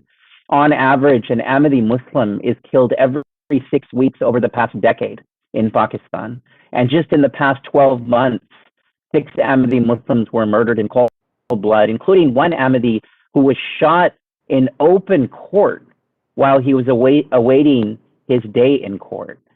Since 1974, as I mentioned, in contravention of their own beliefs, every single Ahmadi Muslim man, woman, and child in Pakistan is declared to be non-Muslim by constitutional amendment. And now the state has also criminalized private acts of worship by Ahmadi Muslims in Pakistan. The mere thoughts, the apparent beliefs of Ahmadis are now being subject to criminal prosecution. Just in the past month, there were 2 new cases about that, which we've never seen before. Since 1985, millions of Ahmadi Muslims cannot, by operation of law, fully and freely vote in national and provincial elections. This is an amazing situation. The only community that's excluded from the joint electorate. The only way for an Ahmadi Muslim to vote is to declare themselves to be non-Muslim, to declare the founder of the community to be an imposter, and add their names to a supplemental list. Of course, no Ahmadi Muslim in good conscience would ever vote under these legally and morally reprehensible restrictions. And there's been 4,500 cases nearly registered against Ahmadi Muslims under Pakistan's anti-blasphemy laws. 40% of all arrests. We know those laws suffocate the rights of so many, including Christians and Hindus. In 2021 alone, just in these 6 months, 19 new cases against Ahmadi Muslims have been registered, including to the top senior leaders of the community. Again, these are new trends. To date, Ahmadi authorities have demolished, Pakistani authorities have demolished Ahmadi mosques, set on fire or forcibly occupied or sealed over 175 of them. They've denied the cemetery burial of at least 75 Ahmadi Muslims, exhumed after burial the bodies of at least 39 Ahmadi Muslims. Just this year, in 6 months, 8 Ahmadi Muslim mosques have been destroyed by the police, officially, by local police authorities at the behest of anti-Ahmadi extremists. And I note a few trends about this. The police at the provincial and local levels, they fail to provide any adequate protection, in many cases complicit in the persecution, torture, and ultimate murder. These are filmed now on social media. It's brazen. Ahmadi Muslim professionals, including physicians, many lawyers I know, teachers, lawyers, by the way, that I've worked with, that I've advocated with, have been killed because of their defense of Ahmadi Muslims. The perpetrators of attacks on Ahmadis are rarely arrested or charged. Frivolous cases continue to mount. And in a recent disturbing opinion, the Lahore High Court even permitted prosecutions of private apparent beliefs, meaning this has widened the door for Pakistan to criminalize the private thoughts of Ahmadi Muslims. And the final area that I wish to highlight for this body, which is incredibly disturbing, is the use of state-sponsored cyber laws to target Ahmadi digital content and individuals by the Pakistan Telecommunication Authority. Through this period, vigilante violence is on the rise, and it's particularly true with respect to the weaponization of cyber laws. And I wish to point out here, this is very important for the Commission to note, that anti-Ahmadi clerics with close ties to influential Pakistani officials are working in tandem with the Federal Investigation Agency, the FIA, the cyber agency tasked with enforcing Pakistan cyber laws, to target Ahmadi officials by embroiling them in a web of frivolous cases. And there's a legal change. In November of last year, the Pakistan government, they enacted a new regulation which would amend PICA, the Prevention of Electronic Crimes Act, to broaden Pakistan's governmental authority to initiate new legal actions against website operators outside of Pakistan, not just inside. And there's one particular legal provision, as a lawyer and a law professor who studied this for 2 decades, I have not seen a more staggering or sweeping extraterritorial reach, which is Section 37 of PICA, gives the PTA unbridled powers to block and remove content, to order Facebook, Google, Twitter, YouTube, to remove information it considers necessary in the interest of the glory of Islam or the integrity, security, or defense of Pakistan, public order, decency, or morality. And disturbingly, and this is the key provision, the new cyber law applies to, quote, any act committed outside of Pakistan by any person if that act constitutes an offense and affects the person, property, or IT located in Pakistan. And this has hit close to home, Chairman Smith and Chairman McGovern. On December 24th, the day before Christmas, the PTA sent a legal notice to 2 U.S. citizens, including myself, threatening us for criminal prosecution for blasphemy because our U.S. Ahmadi Muslim community website is posing to be a Muslim website. And they gave us 24 hours to comply. They threatened 500 million rupee fine, 3.1 million US dollars. And this is key, prosecution under the criminal blasphemy laws of US citizens. And this, of course, has prompted us to seek legal counsel. And indeed, we have legal counsel to defend against this incredibly brazen act. The unprecedented official government action came as PTA is issuing takedown notices to Google and Wikipedia to remove Ahmadi content. This is now, the PTA has banned over 20 websites of the Ahmadi community outside of Pakistan, including the UK, Canada, and Australia, and their citizens over there. And they've also ordered the removal of all Ahmadi digital content, and Ahmadis can't come out publicly without fear. So privately, we can't even consume our own digital content to even read the Quran online, forcing the tech companies to remove our content. So I would just say here at the end, there are a number of recommendations that I've given in the written testimony. I just want to summarize the first three. With respect to the voting issue, which is front and center for the community, we ask that the commission look into urging the Pakistani government to repeal Chief Executive Order number 15 to permit Ahmadi Muslims to vote alongside all other citizens of Pakistan and become a part of the joint electorate without any religious test. Of course, to stop the extraterritorial prosecution of foreign citizens, of U.S. citizens, for alleged cyber and blasphemy crimes, and to cease and desist from directing technology companies to remove or alter Ahmadi Muslim content. I look forward to your questions, and I yield back. Thank you. Thank you very, very much, Mr. Khan, and thank you for informing us how that long reach, particularly on the internet, has reached you personally and others. And we will have some questions, all of us, I think, for you later on. But thank you so very, very much. I'd like to now invite Bishop Kuka from Nigeria and ask him to give his testimony to our commission. Well, thank you very much, Congressman Smith, and thank you for your co-chair too for this very kind invitation. I know I was in your office some 4 or 5 years ago in the company of Aid to the Church in Need, and I think you've actually made my job very easy because your presentation and your reference to Nigeria was most eloquent, and I really want to thank you for paying attention to our situation. I think that a lot of things have come to a head in the last 10 or more years with Boko Haram and so on, but I think it's important to note, that this has been a slow burning candle. It only just escalated, but since independence, the whole question of religious freedom for minorities in northern Nigeria has been an issue of very serious concern, in part because of the nature of the history of the country itself, and the fact that the British conquered the Sokoto Caliphate. And then as now, the feeling among the predominant segment of the Muslim population has been the need to insert or assert the supremacy of Islamic law. And for many cases, even in the course of our constitutional debate, the belief that what the Holy Quran dictates is superior to the provisions of the Nigerian constitution.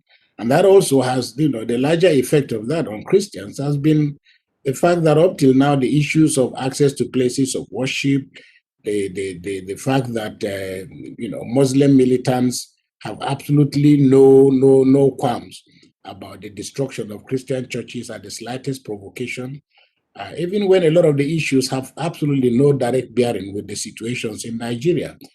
The killing of Osama bin Laden, for example, a significant, part of the Muslim extremists reacted to that by venting out their anger on the destruction of churches and so on. So we've lived through with this, but I think that events in the Northeast with the coming of Boko Haram simply has raised the stake.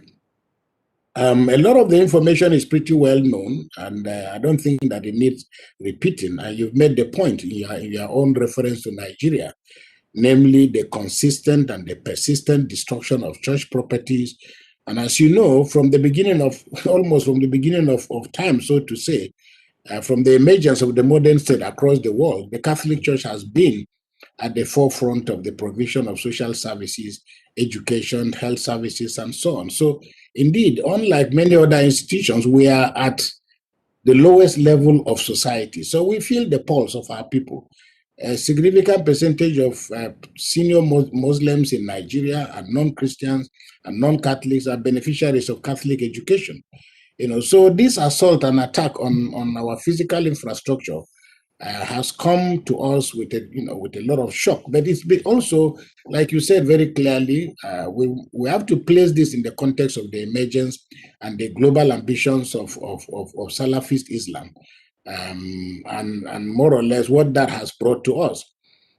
In the last 10 or so years, we've witnessed things that we never dreamt about before. That is the mindless targeting and slaughtering and kidnapping of church personnel in 2018, for example. And this is not the first time.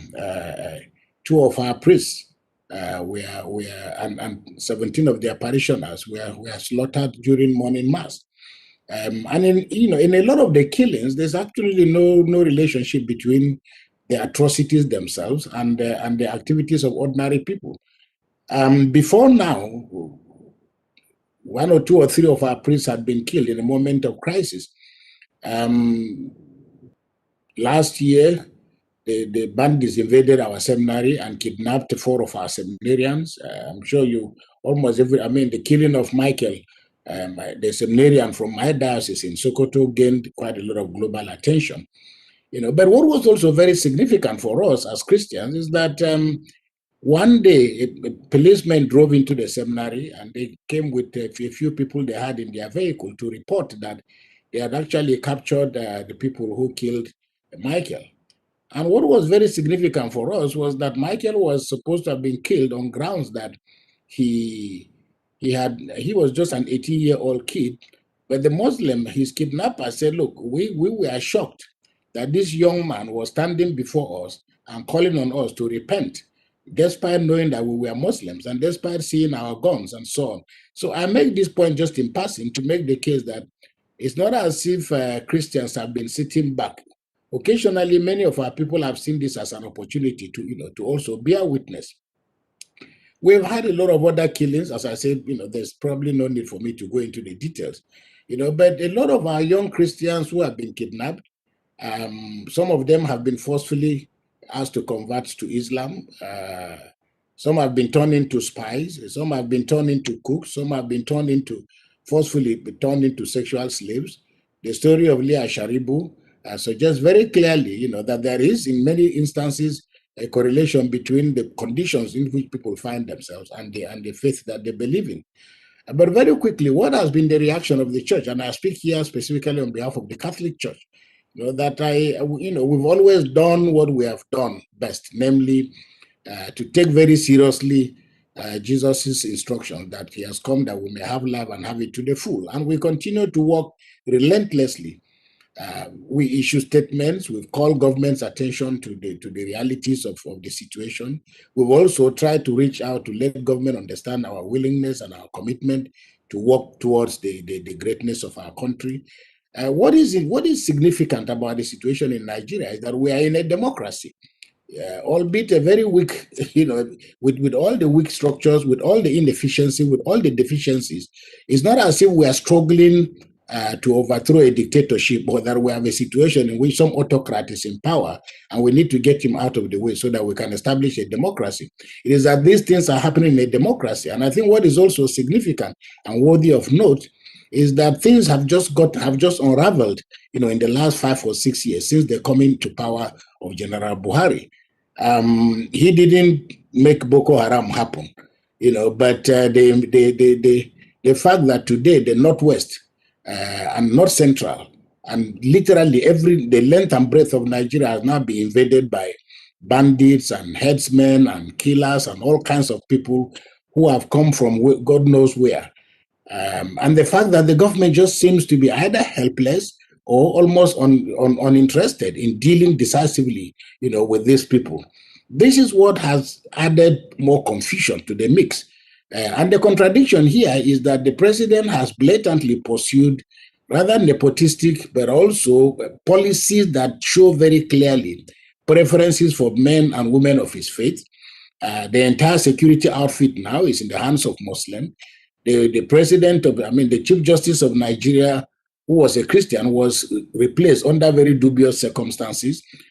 In the National Assembly, it was always the case that if you had a Christian as Senate president, you would have a Muslim as a speaker, or whatever the case. But for the first time in the history of our country, literally every outlet it's more or less been blocked, because the Senate president is a Muslim, the Speaker of the House is a Muslim, the Deputy Speaker is a Muslim, the Majority Leader is a Muslim, and these are all fine gentlemen, but that's not the point.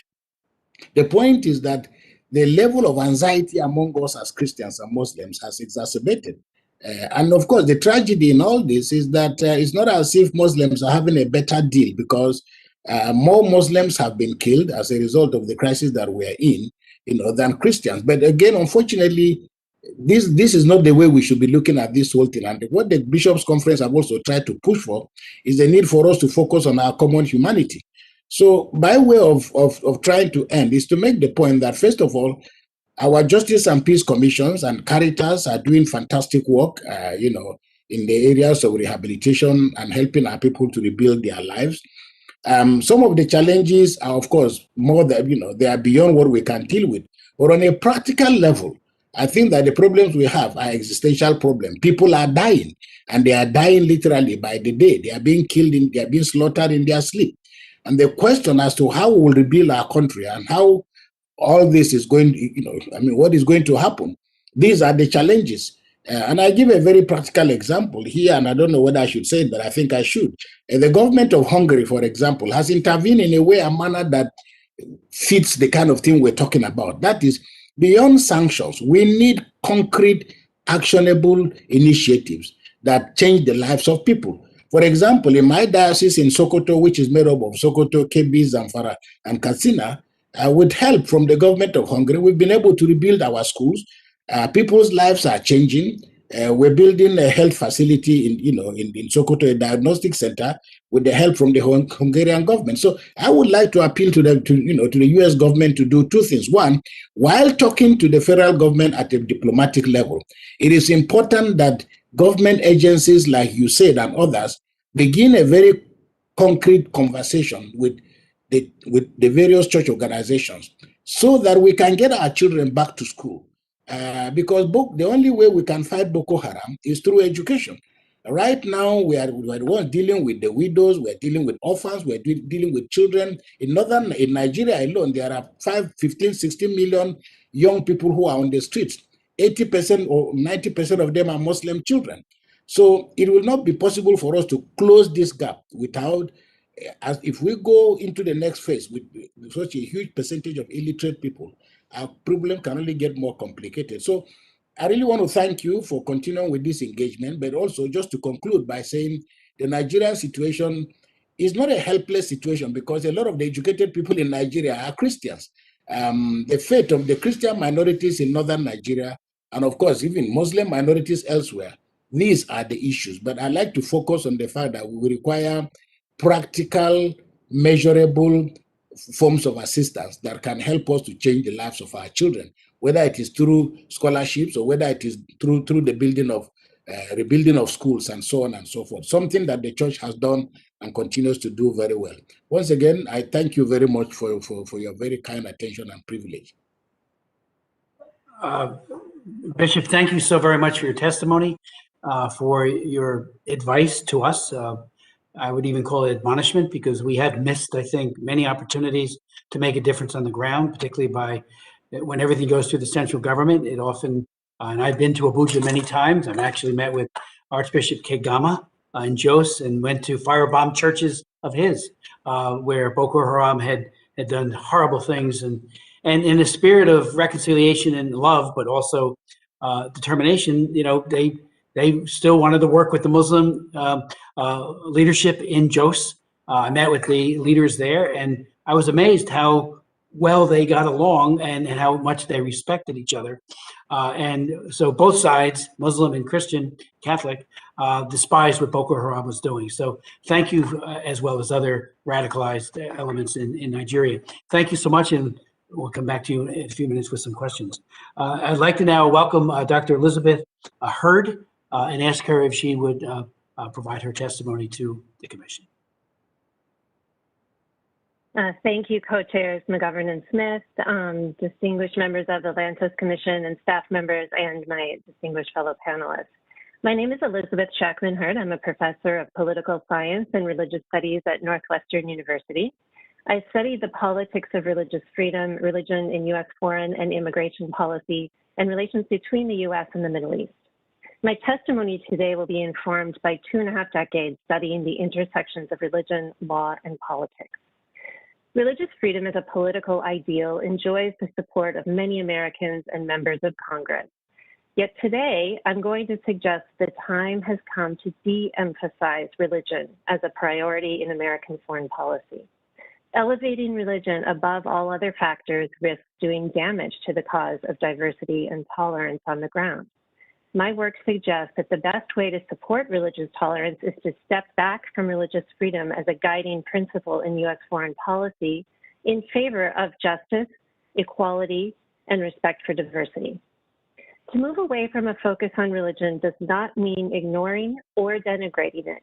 It is rather to respect the rich role and variety of religious traditions in social and political life. This respect requires that the government tread lightly. This is the American way.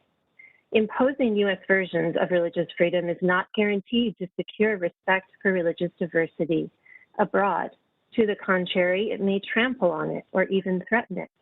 I'll give 3 examples today of why this is the case, followed by 4 very brief policy recommendations. First, religious freedom is often mobilized in ways that deepen social divisions and increase the risk of conflict. Prioritizing religious freedom encourages people to base political claims on religious identities. This hardens lines of difference and makes societies more prone to conflict along those very religious lines. Elevating religion above other factors hardens divisions between communities by defining identities and interests in religious terms. This aggravates and exacerbates sectarian tensions by drawing a line under one's religious identity as a factor that trumps all others. Second, religious freedom privileges a right to believe at the expense of other ways of being religious. Practice-based, land-based, and other non-belief-based affinities are simply not protected. The result is less space for diversity. An example are the Quiche people of Guatemala. In 2010, 87 Maya communities represented by the Quiche People's Council, or KPC, unanimously rejected mining and hydroelectric projects proposed for Guatemala in the wake of NAFTA. Foreign commercial companies responded with offers to pay the KPC a higher percentage of profits, failing to understand that the reason these projects were rejected is not monetary, but rather is linked to the refusal to allow destruction of the earth for religious and cultural reasons. The KPC's refusal of these projects has led to discrimination and violence, including massive violations of their cultural heritage and land rights, facilitated by collusion among multinational mining corporations, the police, and the Guatemalan state. And yet, in 2012, our own U.S. State Department reported, quote, no reports of abuses of religious freedom in Guatemala. Quiche attachment to the land does not qualify them for religious freedom protection. Their claims are simply ignored because they are perceived as having no religion. Violations of their religious and cultural heritage are literally invisible because religious freedom privileges a right to belief. Third, to define religious freedom requires defining religion, and as we all know, that is just not the job of the government. Defining religion is no simple task. When the U.S. promotes religious freedom, the government has to weigh in on what counts as religion as opposed to tradition or culture or superstition. Religion then requires protection, but superstition does not. It's far too easy in these cases for the religion of the majority or the religion of those who are in power to carry more weight. Again, the U.S. government should tread lightly. We pride ourselves on a long tradition of freedom and disestablishment in this country. Defining religion is not the government's job. This also holds in foreign policy. I'll conclude with 4 brief policy recommendations building on what I've said thus far. First, don't make conflict worse by reducing it to religion.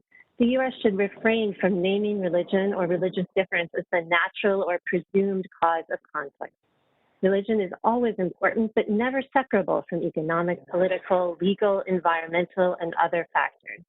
Instead, the U.S. should take a comprehensive approach accounting for economic, social, caste, public health, geographic, gender, educational, and environmental concerns, in addition to religious ones.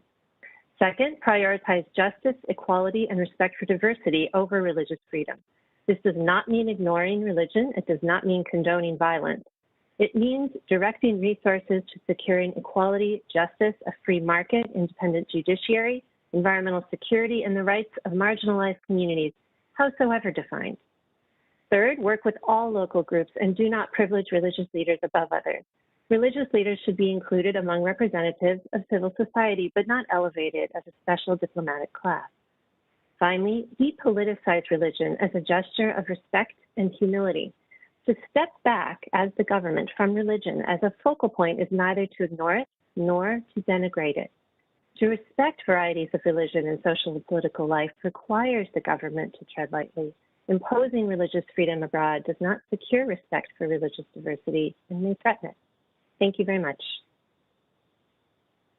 Thank you very much. I'd like to now invite Dr. Susan Hayward, if she could provide her testimony to the commission.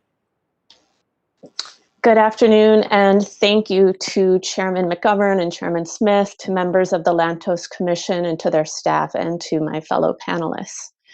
My remarks will draw on my experience as a peace builder working worldwide with diverse communities, as well as my research into the religious factors and actors that shape conflict and peace. And these remarks should not be taken to represent the position of my employers, past or present. To begin, I want to acknowledge the concerning rise in religious freedom restrictions worldwide, as has already been cited, and which have been further exacerbated by the pandemic. And I want to underscore the importance of this policy issue and the need to address this trend, as well as to think critically about our past approaches that have seemingly failed to prevent or stem this rise, and how we might adjust our approaches to addressing religious freedom moving forward. And the primary point that I hope to convey today is the importance of integrating a conflict-sensitive approach to religious freedom promotion within a multidimensional diplomatic strategy. I believe passionately that the U.S. must maintain its commitment to protecting the rights of all people at home and abroad to believe and practice their faiths or lack thereof, and not to be discriminated against based on their religious or non-religious identity. And to do so, I suggest that the U.S. must right-size its approach to religious freedom. So I'll elaborate by making 3 points. The first, as did Dr. Hurd, I want to urge a conflict-sensitive approach to religious freedom promotion.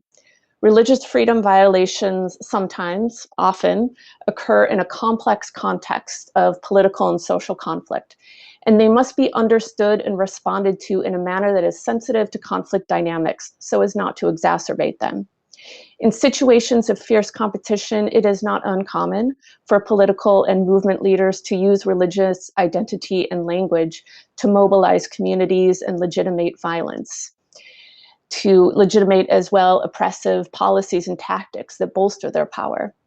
As outsiders, when we define and respond through the lens of religious freedom primarily, I fear we may unintentionally reinforce these troubling dynamics in places like Pakistan and Nigeria, contributing to religious power politics. Meanwhile, it may distract us from addressing the salient economic and political interests that are driving violence. Moreover, members of vulnerable religious groups, Muslims in Myanmar, Christians in Iraq, have sometimes conveyed to me that the US's religious freedom rhetoric that emphasizes their persecution at the hands of religious majorities has sometimes unintentionally made them more vulnerable, reinforcing an accusation from their detractors that they are untrustworthy, foreign-influenced operators. This is particularly the case, I think, in post-colonial contexts. The solution is not to ignore the targeting of these groups, of course, but rather to place specific religious freedom issues within the broader context, to better analyze what's taking place and develop a strategic and sensitive response that can promote peace and justice broadly for these vulnerable groups and other vulnerable groups in society. For example, if we interpret the tragic situation faced by Burma's Rohingya Muslims primarily through the lens of religious freedom, we may fail to take account of the military's economic interests in displacement and land grabbing, or how the Rohingya were a tragic casualty of growing and fierce competition between the National League of Democracy and the military that foreshadowed the coming coup. And we create greater competition among ethnic and religious minorities vying for attention and support from the international community, rather than promoting solidarity amongst them so that they might better advocate for a representative democratic government. My second point is that religious freedom cannot be addressed in isolation from other human rights concerns and challenges to democracy more broadly. The rise in religious freedom violations we have seen worldwide accompanies a rise in human rights violations generally and democratic backsliding. And this is no coincidence. An approach to religious freedom that recognizes threats to it as part of larger and interrelated threats to human rights and civil liberties achieves three things. One, it better ensures civic strengthening and democratic pluralism as a broader outcome of religious freedom promotion.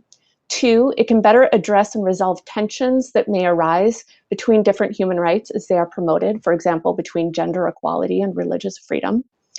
And three, it will be more successful ultimately in promoting religious freedom than will narrow, isolated strategies that tend to be less sustainable.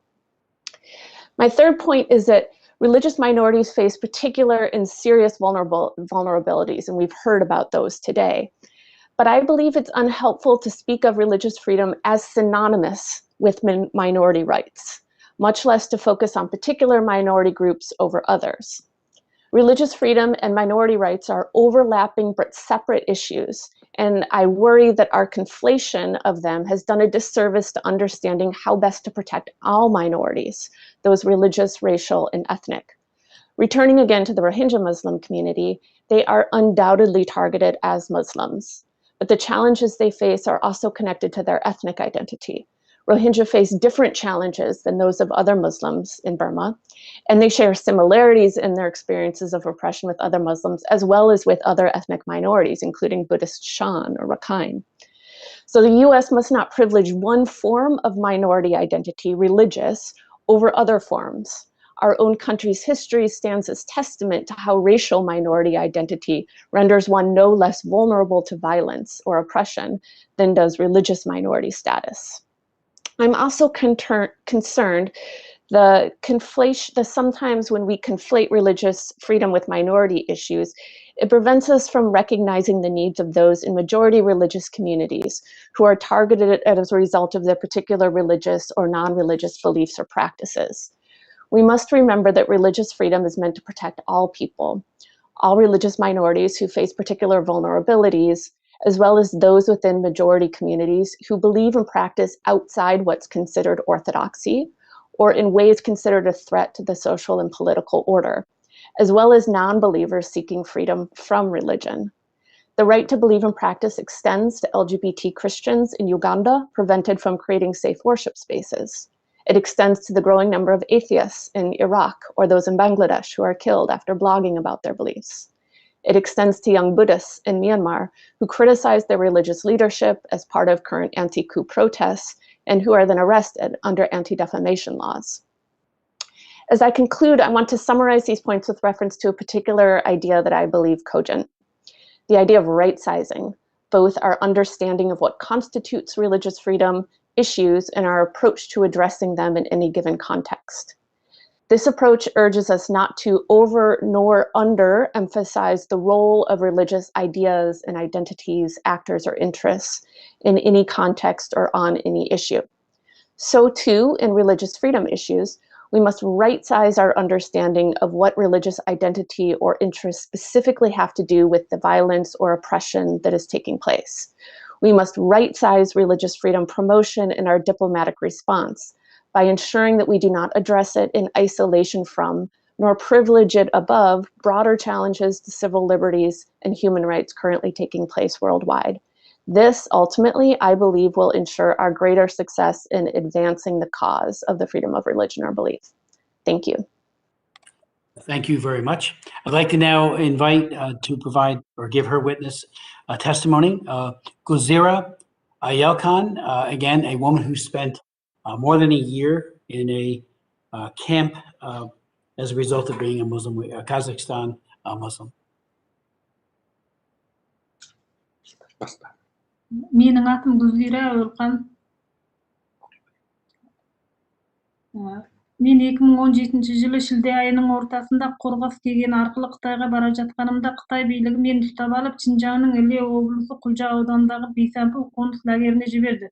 Шенеуніктер мені Қазақстанға қоныс аударған және идеясында мәселе бар патриоттық тәрбие, идеологиялық тәрбие және Қытай тілінде білім алу керек деп маған үкім шығарды. Мен 2017 жылдың 1 қарашасына дейін Құлжа аудандық қоныс лагерде болдым. мен экинчи лагерге ол Кулжа-Аудандык ана балалар ооруканасына жиберди. My name is Sergjan Bilash. Let me translate eyewitness Mrs. Gulzar Awel Khan's video testimony. And I'm the founder of Atajurt Kazakh Human Rights Advocacy Group based in Kazakhstan. And my team and I rescued Mrs. Gulzar Awel Khan from Chinese re-education camps, and Mr. Bob Phu's team and Mr. Bob Phu, China Aid, and Mr. Bob Phu rescued her from Kazakhstan and Turkey. Let me translate it. My name is Gulzar Awel Khan. In the middle of July 2017, passing Horgas customs back into China, CCP authorities arrested and sent me to Xinjiang's concentration camp in Ili Kazakh Autonomous Prefecture, Ining County, Bisampu concentration camp. Officials claimed that I had immigrated to Kazakhstan, had a problem with my thinking, and needed a patriotic education, ideological education, and a Chinese language education.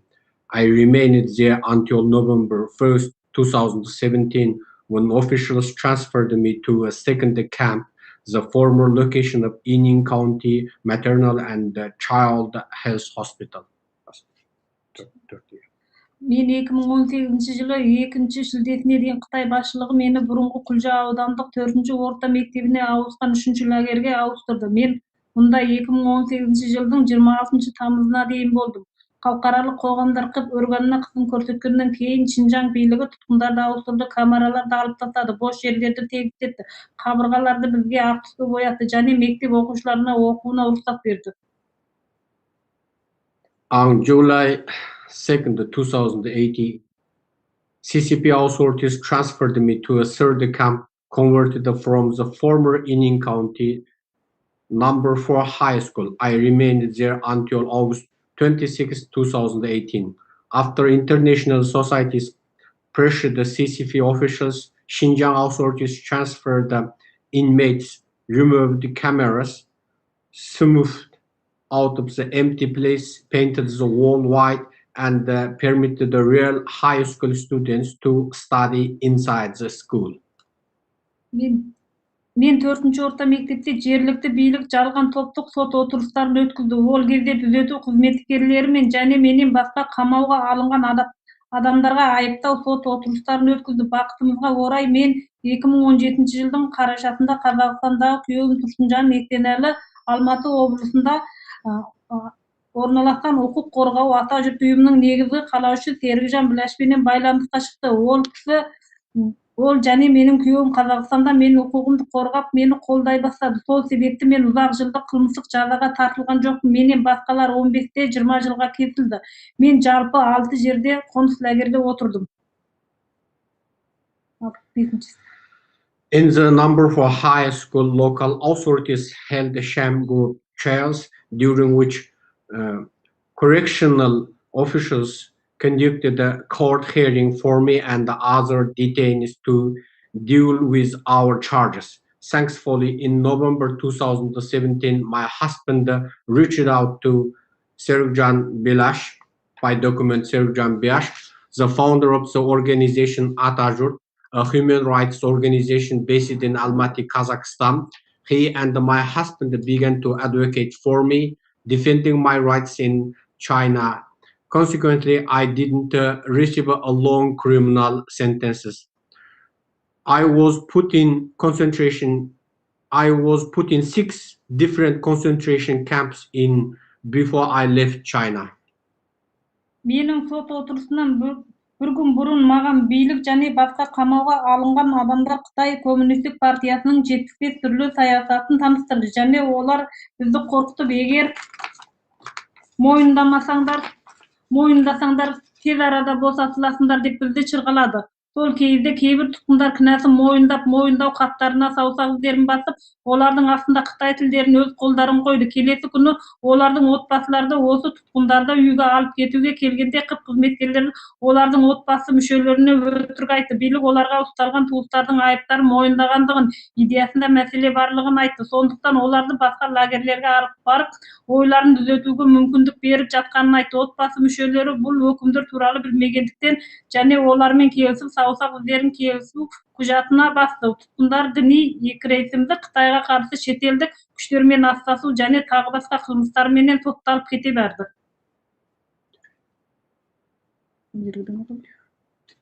2018 жылдың 26 тамызында қып қызметкерлері мені бұрынғы Құлжа ауданы 4-ші орта мектебінен 4-ші лагерге Құлжа ауданында партия құрған үйдің лагеріне ауыстырды. Шенеуніктер мені 2018 жылдың 7 қазанында босатты.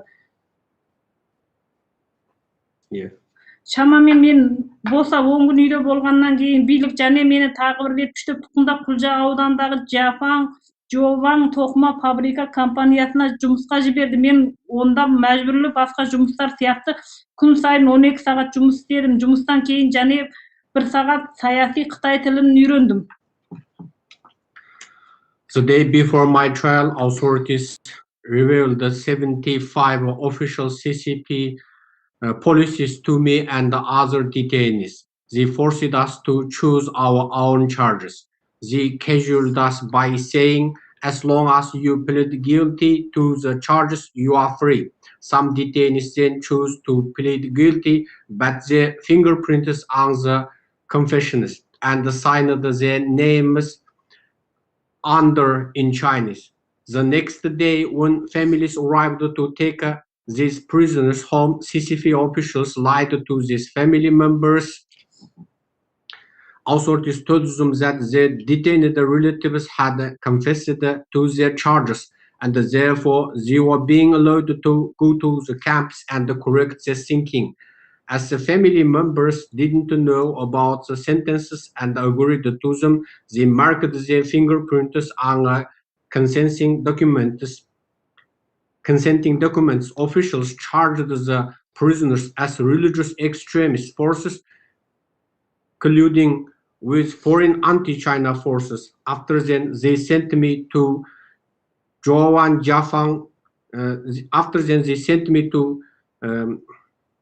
Yili Joan Jafang factory. Қытай басшылығы мені ұстаған 4 лагердің әрқайсында және оның ішінде дәретхана мен монша бөлмелердің ішінде бақылау камералары болғандықтан менің жеке өміріміздің құпиялығы сақталмады. Түрме бастығы көптеген қатаң ережелерді қабылдады. Соның ішінде бізге моншаға қабылдауға 10 минуттан аз уақыт беріледі. Егер бізге дәретхананы пайдалануға 2 минуттан аз уақыт беріледі. Егер мен немесе басқа қамауға алынған әйел адамдар белгілі уақыттан асырып алса, күзетшілер электр таяқпен басымызға ұратын. Мен 2019 жылдың 30 қаңтарда бас ауыру және жүрек айну салдарынан мен медициналық тексеруден өте бастадым.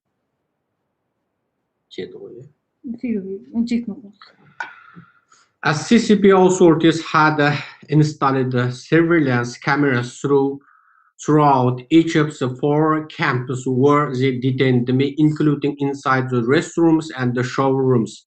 I and the other had no privacy. Prison officials had adopted a multitude of strict rules, including allowing less than 10 minutes for us to shower.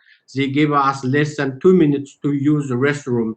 If I or other detainees spent more time than that, guards hit us on our heads with electric batons. On January 30, 2019, because of ensuing headaches and nausea, I began require medical checkups. Біздің Қытай лагерінде жаңадан ұстаған кезде бізге 250 юандық тұмауға қарсы тұратын екпе бізге мәжбүрлі түрде вакцина салды. Келесі 6 айдың ең нашар кезінде аптасына 2-3 рет менің мұрнымнан қан аға бастады. Сол кезде және басқа кездерде біз ауырып қалсақ, және басқа әйел заттылар ауырып қалса, күзетшілер бізге ұйықтататын дәрі ғана беретін. In our camp, officers forced the new detainees to take a flu shot that cost 250 Chinese yuan. At its worst, During the following 6 months, I experienced the nosebleeds 2 or 3 times a week during those times, and at others, when we were sick, guards would only give us sleeping pills. Мен күріш жегенді ұнатпаймын. Оған қарамастан күзетшілер үнемі бізге күріш жеуге мәжбүр етті. Егер біз мойынсұнбасақ, олар бізді азаптап, дәрет-желегін басымызға төгу, жолбарыс орындыққа отырғызу сияқты бізді өте қатты азаптайтын. Мен күрішті жеуге әуестене бастадым. Ал мұны үнемі жемесем, ішім ауыратын болды. I don't like to eat rice. Nevertheless, guards forced us to routinely eat it. If we disobeyed, they tortured us, forcing us to sit in the tiger chair, a torture instrument like a cooking stool. I considered it strange that I became addicted to eating rice and experienced a stomachache when I didn't eat it regularly. Психикалық азаптаудан басқа тұтқындар психикалық және рухани азап чеккендер қоныс түрмеде күзетшілер бізді Қытайдың ортақ тілін үйреніп және қыз заңдарын үйретуге, зерттеуге мәжбүр етті. Сондай-ақ бізге Қытай тілінен 3000 әріп жазуды үйретті. Мен Қытай тілі деңгейім өте төмен болатын. Сесулерден талап ететін 80-нен жоғары ғана нөмір алуым керек еді. Мен өте қиынға соғып, рухани жақтан азаптанған соң, ынтам беру уағында біздің қамауға алынған мерзімімізді ұзатады. Егер ынтамнан өте алмасаңдар, уақыттарын ұзатады деп қорқытатын. Біз жауапты жасырын түрде Қытай тіл хаттарын саусағымыздың арасымызға жазып, қағазға көшірген күндері болды. Және күзетшілер оны байқап қалса, тырнақтарымыздың көбісіне ине сұғатын, жолбарыс орындыққа 14-24 сағат отырғызып қоятын. Жанымыз қиналғанда қоярға жер таппай әбден қиналатынбыз. In addition to physical torture, I and the other prisoners also suffered mentally and spiritually.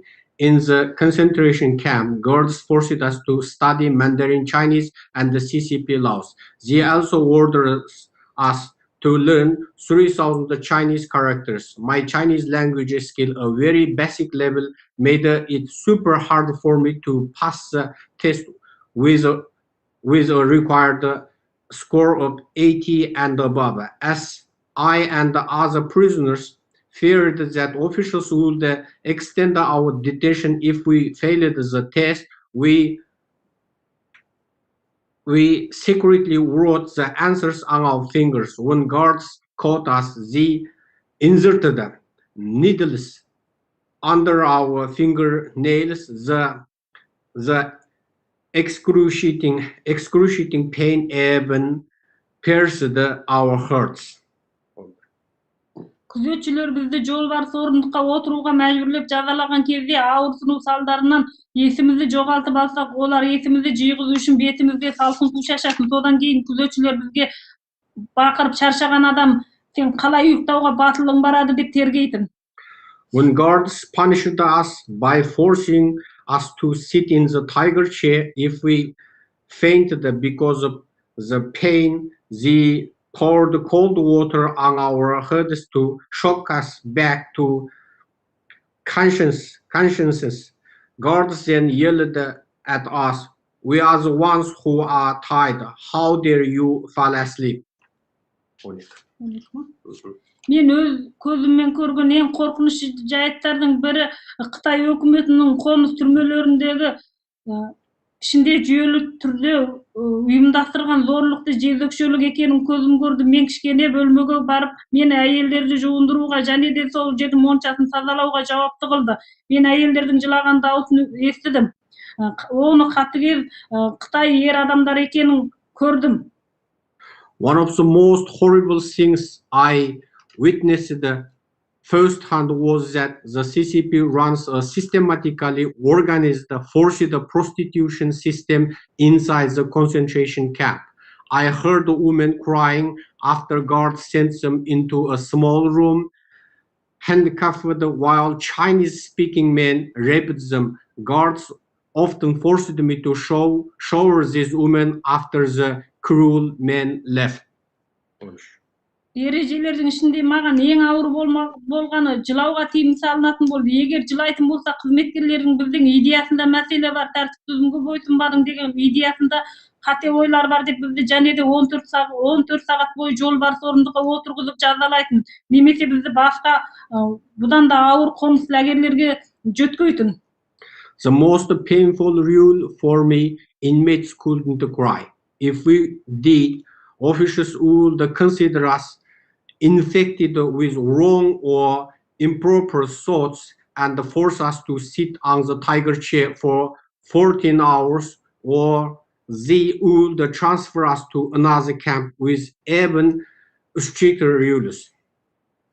Билік лагерлері 4 деңгейге бөлінді. Олар мені ең жеңіл лагерде отырсың деп айтты. Міне бұл дұрыс емес, және жасаған кезде, лагерге ауыстырған кезде бізді қолымызға көзір салып лагерден лагерге ауыстырып жүрді. Authorities had split camps into 4 levels. They detained me in the lights here when we did something wrong, and when guards transferred us from one building to another, they handcuffed us. Мен Қытай лагерде тұтқындардың еркіндігі болмайтын. Сақшылар бізді түрмедегі саны 18-ден 60-қа дейін болатын әртүрлі камераларға қамады. 2 қазақтың басын қоспайды, бір камераға орналастырмауға тырысады. Мен әдетте ұйғыр әйелдермен, ұйғыр қыздармен болдым. Олар діни сенімді үшін қамауға алынған шығар деген көзқараста болды. Бірақ мен оларды білмедім. Мен және де 17 ханзу қыздармен бірге болдым. Тіл үйренесің деп мені ол жерге де қамады. Inmates had no freedom in the camp. Guards put us in various cells where the number of inmates ranged from 18 to 60. As they tried to avoid housing 2 Kazakhs in the same cell, I usually stayed with Uyghurs and also with 17 Han detained for their beliefs. Authorities also possibly held Christians and the Falun Gong members in this camp. When we were entered the camp, guards cut our new detainees' hair short. After 2 months, for unknown reasons, officials administered a blood test to us. Мен 2019 жылдың 3 қаңтарында полиция қызметкерлері мені әкемнің үйінен кетіп, Құлжаудан Долан ауылында тергеуге алды. Және олар менің бірнеше құпиялық туралы Қытай лагері туралы айтпауға өтінішке мәжбүрлі түрде қол қойғызып, мені суретке алды, дауысымды тартты да мені Қытай мен Қазақстан арасына орналасқан Қорғас кеденіне жіберді. On January 3, 2019, police officers transported me from my father's house and they questioned me at Dolan village. After they forced me to sign several confidentially pledges, they sent me to Horgas customs located between China and Kazakhstan. Finally, on January 5, 2019, CCP authorities permitted me to leave China through Horgas customs.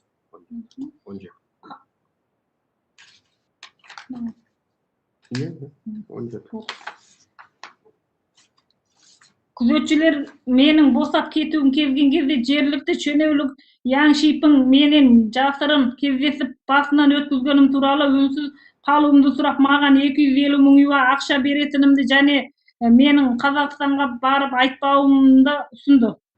While waiting for guards to free me, a local official, Yang Xinping, secretly met with me and offered me 250,000 Chinese yuan if I would remain quiet about what I experienced. I rejected the money. Мен ол ақшаны мүлде алмадым, өйткені менің аңсайтыным еркіндікпен Қазақстанға оралғаннан кейін басқаларға не болғанын айтқым келді. Өйткені Қытай коммунистік партиясының Қытай лагерінде ұсталған мен сияқты қаншама әйел аналар бар, қыздар бар, мен сияқты қаншама азаматтардың зардап шеккенін көзіммен көрген, бірақ мен ақшаны алмадым. Егер мен ақшаны алған болсам, еркіндіктен айырылар едім. Ол кезден бастап қорқынышты лагерден қамауда отырғандарды құтқаруға көмектесемін деген үмітпен мен қоныс лагер туралы шындықты айту үшін сапарымды бастадым. Бұл мен үшін бодау беретінді білемін. As I later told the BBC and other media, I reject the money because What I long for is freedom. When I returned to Kazakhstan, I wanted to let others know what happened because I am not the only one. CCP authorities have detained in concentration camps. Many people like me have been suffering. We all need money, but if I took the money, I would lose freedom. From that time on, with the hope to help save those still detained inside, I began my journey to tell the truth about the horrific concentration camps. I know I will have to pay the price. Қазіргі уақытта Қытай мен Қазақстан мен үшін және отбасым үшін өте қауіпті. Currently, neither China nor Kazakhstan is safe for me and my family. Қазақстанда болғанымда мен Шинжаң лагердегі және кешірмелерім арқылы ондағы сұмдықтарға куәгер болып, халықаралық және бұқаралық ақпарат құралдарынан сұхбаттаса бастадым. Нәтижесінде Қазақстан шенеуніктері физикалық түрде мені қорқытып, менің отбасыма және маған қысым көрсетті. Олар тіпті бізді бөлмеге жалдап тұруымызға кедергі жасады. 2019 жылы Қазақстан полициясы менің IBC-ге берген сұхбатымды бұзып, журналистерді қуып жіберді. Once in Kazakhstan, I started to accept interviews from international media to share my eyewitness account on my personal experiences in Xinjiang campus. As a result, Kazakhstan officials have physically intimidated as well as pressured my family and me. They even kept us from renting a room. In 2019, Kazakhstan police disrupted my interviews with ABC and drove their journalists away. Бүгінгі Қытайда біз сияқты аз ұлттарға қарсы қоғамдық шабуылдармен оларды қаралау күн барған сайын күшейе түсті. Мен қиптен қуғын сүргін лагерде қарсы сөйлей бастамастан бұрын Қытай өкіметінің мені жамандауға тырысып, неше түрлі пәле-жалалар менен туыстар арқылы жамандата бастады. Және мені Қытайға қайтарып алуға маған шабуыл жасай бастады. Мен Қытай тарихын көптеген нақылы мысалдарын көрдім. Мысалы, Қытай Шинжаңда тыңшылық жасады деп жалған айып тағып, Рақыжанды 13 жылға бас бостандығынан айырған. Today, public attacks on and smearing of minorities like us have increasingly become worse in China. Even before I began to speak out against the CCP's persecution camps, I knew the CCP wouldn't only try to discredit me, but they would also retaliate against and fabricate Trump charges against me. I have seen many real-life examples of these tactics. For example, China sentenced Rahjan Zainullah to 13 years in prison in Xinjiang for fabricated charges of espionage. Қоныс лагерде менің босап шыққаныма қарамастан бостандықтың жалғыз жолы қиптың ықпал күшінен кету, бақылауынан құтылу екенін білдік. Сонымен менің күйеуім Тұрсынжан Есенәлі Серікжан Біләшқа көмек сұрады. Ол бізге көмектесіп, халықаралық адам құқық қорғау қауымдастықпен байланыстырды. 2020 жылы 23 қыркүйекте Азат Азия радиосы менімен қоныс лагер туралы сұхбаттасып, Шинжаң компаниясының ақштың мәжбүрлі еңбекке жіберуіне байланысты жаңа дәлелдер деген мақаласын жариялады. Да өзінің ресурсын қолдана отырып, және менің отбасымды Қазақстаннан, Түркия, одан кейін Америка Құрама Штаттарынан сәтті құтқарды. Even though free from concentration camps, the only way to become free was to escape the CCP's control. Knowing this, my husband asked Serikjan Bilash for help. He helped us contact Radio Free Asia and the China Aid Association. On September 23, 2020, Radio Free Asia interviewed me about the concentration camps and published the new evidence further links Xinjiang company sanctioned by US to forced labor. Using its resource, China Aid strategically successfully rescued my family and me from Kazakhstan to Turkey and then to the United States. Мен 9 ақпанда халықаралық әуежайы және мені қарсы алу үшін Америка Құрама Штаттарының картасын ұстап тұрған Боб және оның қызметкерлері мені Отбасымды сол жерден жылы жүзбен қарсы алып, қоныс аударуыма көмектескен еді. Мен бұл күнді ешқашан ұмытпаймын. Оларға деген сүйіспеншілігімді және рахметімді айтамын. I will never forget the day I saw Bob Fu holding the United States map to welcome me at DFW International Airport on February 9, China 8, with its church families in Midland, warmly welcomed me and my family and helped us reset there with their love, support, and the sponsorship. I have vowed to continue to tell the truth to the world, hoping to help save those still detained in concentration camps.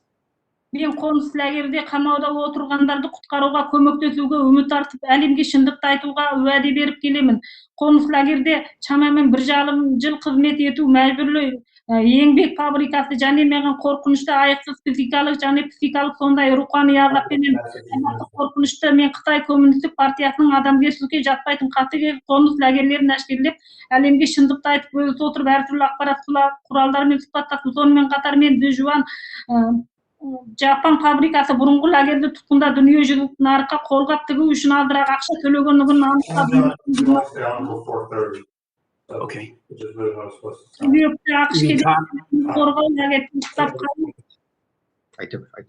босату туралы менің дәлелдерім арқылы және осы басқа түрлі мәжбүрлі еңбек зауыттарының өніміне тыйым салды.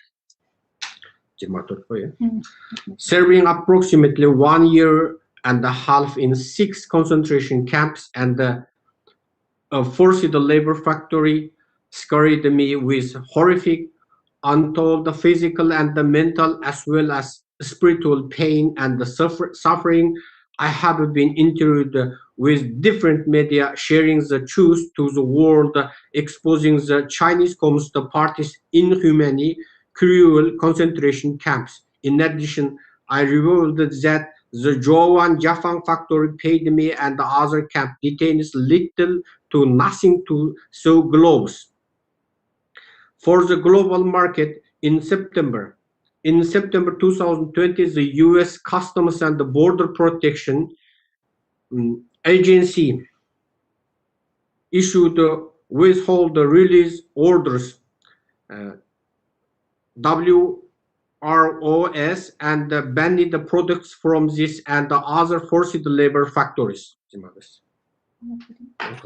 Thank you. We do have a few of our witnesses who do have to leave.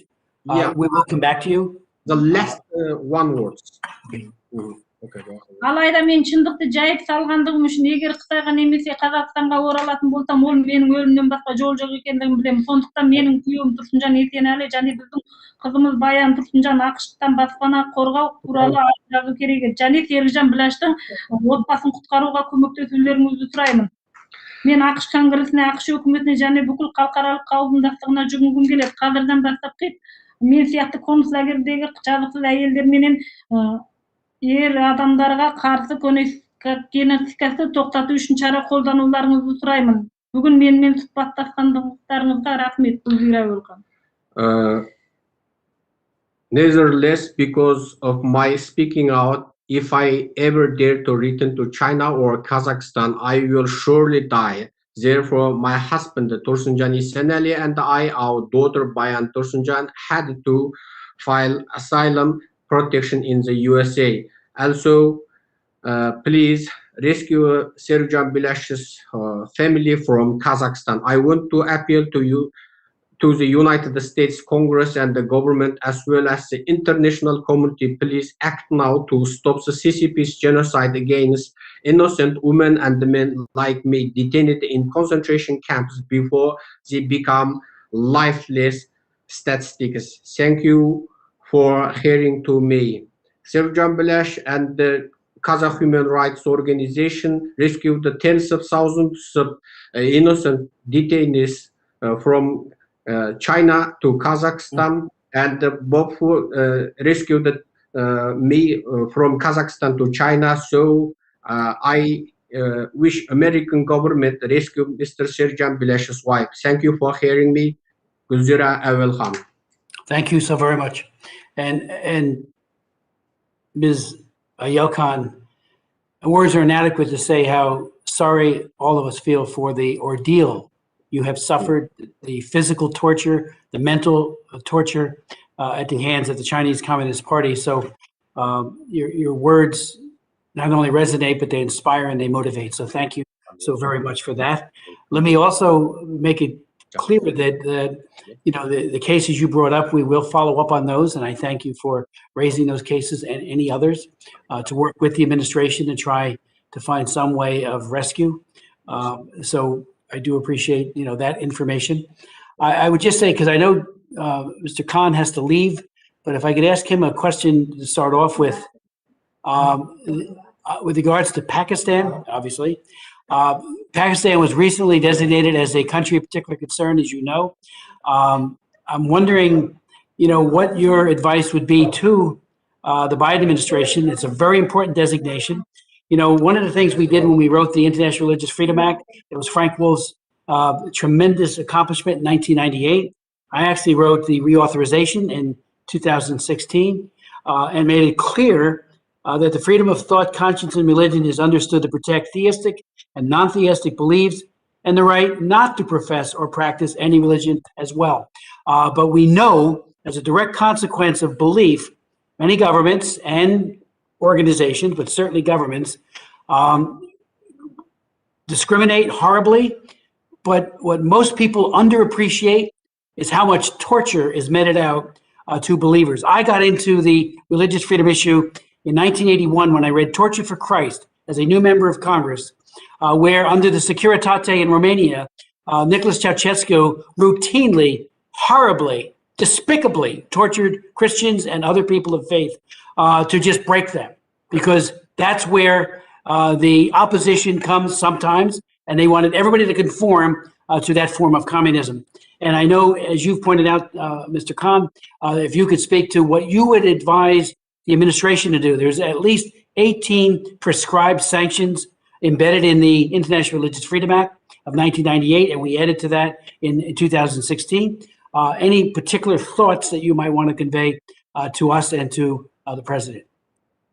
Well, I appreciate that very much, Chairman Smith. I also appreciate your leadership on this. I've been following your work on Pakistan and other countries for a long time. I would say this, with respect to the current issues of the extraterritorial reach of the cyber laws, I think this is a concern. The administration needs to look into why essentially the FCC of Pakistan, the PTA, is issuing notices threatening criminal prosecution of foreign citizens. Why is there an extraterritorial reach of these laws on foreign citizens? It's a complete non-starter to go after U.S. citizens to impose criminal blasphemy. The laws are already repugnant, but to do so for people who have nothing to do with Pakistan and content that's literally nothing to do with Pakistan is very disturbing. Number two, I would say that with respect to individuals who harbor hate, who foment hatred and hate crimes and violence and targeted killings of Ahmadis, Christians, and so many other communities,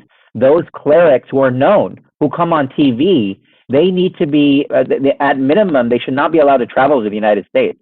And that's important, that their visas should be restricted to the extent that they foment hatred and violence. They should not, some of them send their children to the United States education system. This is obviously unacceptable, and I think more can be done to pursue that. Of course, there's a panoply of sanctions regimes. I won't comment in the interest of time on all of that, but I would say that in light of the cybercrime escalation, the new digital terrain needs to be looked at very carefully as it pertains to Pakistan. Thank you so very much for that answer, and we will follow up with you on the particulars as well. I'd like to ask, if I could, Bob Fu, Pastor Fu, years ago, Gao Zhejiang, a human rights lawyer, was arrested. He had defended Christians. He had defended Falun Gong practitioners. And for that, he was singled out for some of the most horrific abuse that the Chinese Communist Party could met out. In 2012, I invited his wife, Gang He, to testify at a China Commission hearing. I chaired the China Commission at the time. And she told us how he was brutally tortured. She said policemen covered his head with a black mask and took him into a room where they stripped him naked and they beat him. They used electric batons to shock him all over his body. This went on and on and on for years. The next year in 2013, after she had testified in 2012, his daughter, Grace, bravely testified and talked about how the Chinese Communist Party had so harassed their family, made fun of their father, would go with them to school every day and mock them, the children, because of his beliefs as a Christian and because he was a defense attorney, a human rights defender of the noblest kind. If you could speak to this use of torture, we just heard how it's used as part of this genocide by Guzera, and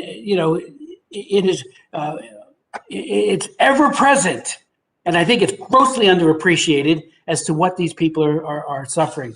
And I would say to Bishop Kuka, I, as I mentioned before, had met with Bishop Kegama in Jos, Nigeria. That's when Goodluck Jonathan was the president.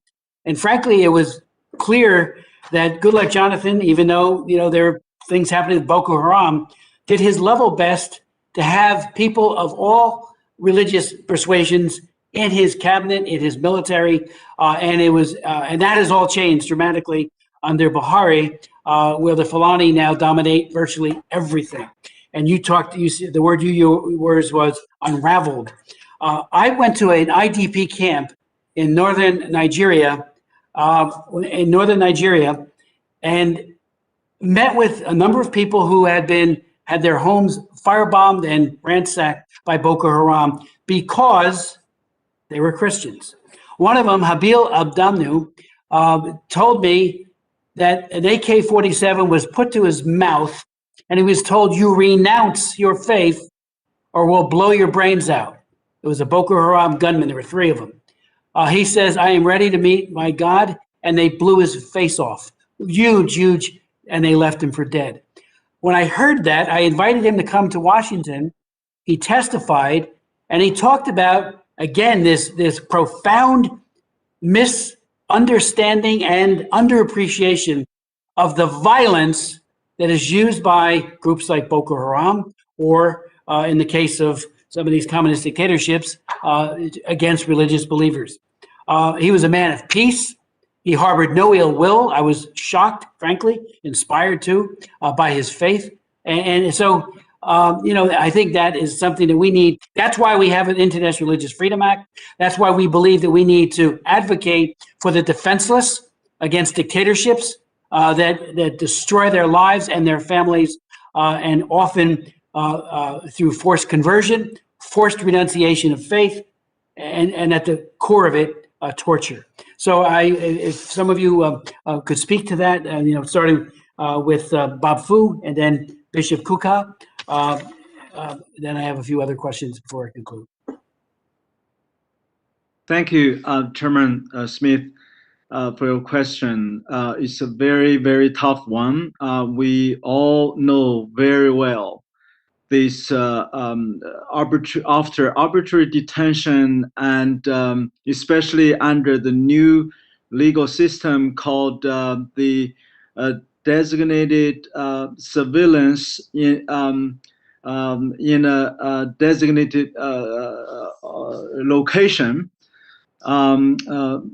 This practice of torture is widely adopted. Not only those human rights lawyers like Gao Zhisheng and 300 some other lawyers, his fellow human rights lawyers and legal activists, since 2015, the July 9th, 2015, many of them who are my friends, like lawyer Li Heping, lawyer Li Chunfu, his biological brother, they were all physically, visibly tortured because after they came out, you can see their faces were even deformed. And we have seen, of course, the religious believers, even those like peaceful mainstream like the Catholics and Protestants, such as Pastor Wang Yi and the believers in the early Rain Covenant Church. They wrote about their testimonies, and at least more than 50 of them were tortured, and some even developed to suicidal after all these rounds of torture. Some were abused to the year 2020 during the COVID, just because they continued to worship from their own homes. They were taken away, being slapped on their faces, and one torture against a believer in the detention center. Basically, the public security bureau officer would quote one scripture and then slap his face for answer, and then slapped his face again with another part of the scripture for hundreds of times, until he just almost lost the sense. So this is and the most horrible things, that is the organ harvesting among the living human being, and many, we suspect, the Falun Gong practitioners and other death sentenced, already well documented, internationally recognized after the organ harvesting special tribunal chaired by Sir the British, the former Yugoslavia, the prosecutor for the Milosevic. So that is, we are now seeing in Urumqi airport, they have signs with both Uyghur language and Chinese language said organ transportation speed lane. How many organs, that need to be transported every day need a speed lane to get out of the airport. So that's the most fearful thing, as we see really thousands, maybe hundreds of thousands now are in forced disappearance. Who knows where they end up? And many, of course, bishops, the Catholic bishops, also have been disappearing, and we don't know where they are. So this is a very, very widely practice, and so we need to hold them accountable. We need to really continue to find these perpetrators, to sanction them according to the Global Magnitsky Act. So this is practiced very widely. Thank you. Thank you very much. I vote aye. Sorry about that. I'd like, Bishop, did you want to comment on it?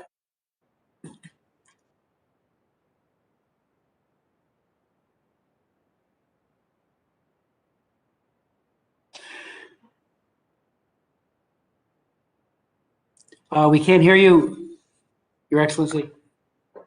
Oh, I'm sorry. Oh, there Thank you once again, Congressman Smith. The Nigerian situation is a peculiar situation. And what you said about Archbishop Kagama, you can speak about really the Catholic Church and a huge number of other Christian leaders. There is no intrinsic conflict between Christians and Muslims in Nigeria. I've been saying this for the better part of 30 years. What we have in our hands is the instrumentalization of identity. And here, the instrumentalization of the Islamic identity by political leaders. Of course, you might say the same thing about the Christians, but to a lesser degree. And it's not so Muslim political leaders in northern Nigeria, they themselves know that by instrumentalizing religion and using it as a tool for mobilization, they have further deepening the cleavages. And what we have now is a clear case of reaping what we have sown. I left Nigeria yesterday. The Muslim fast has started. You will not believe it. I've been receiving calls, from some of the Muslim imams in Sokoto who are reminding me that it is time for the Muslim fast. I live in Sokoto. I don't feel any threat because I'm a Christian or because I'm a bishop. So at the level of the lives of ordinary people, we're all working together and working as closely as we can. Because like we all keep saying, it's not as if Muslims are having a better life because they've got all the social services and the rest of us don't have them. It is that we are faced with governments that are underperforming, governments that have adopted corruption, inefficiency, and that the reaction that we are facing is largely a reaction is the result of a state that is unable to deliver on its welfare. So going forward, I make the point that this president has made even interreligious dialogue very difficult, in part because of the illusion that has been created that Muslims are in power. The reality of the situation is that, in my view, 80–90% of ordinary Muslims in Nigeria just want to live a decent life, and they're not concerned about who is doing what. So in the final analysis, really, it's a question of governments and President Buhari coming to terms with the fact that the country is falling apart. People are divided. We've never been as divided as we are now. People are dying by the day. The government doesn't seem to be doing anything to rehabilitate them and so on. So these are the issues. And I want to end by simply re-echoing the words of Pope Francis in his encyclical Fratelli Tutti, when he says, "Let us dream as a single human family, fellow travelers."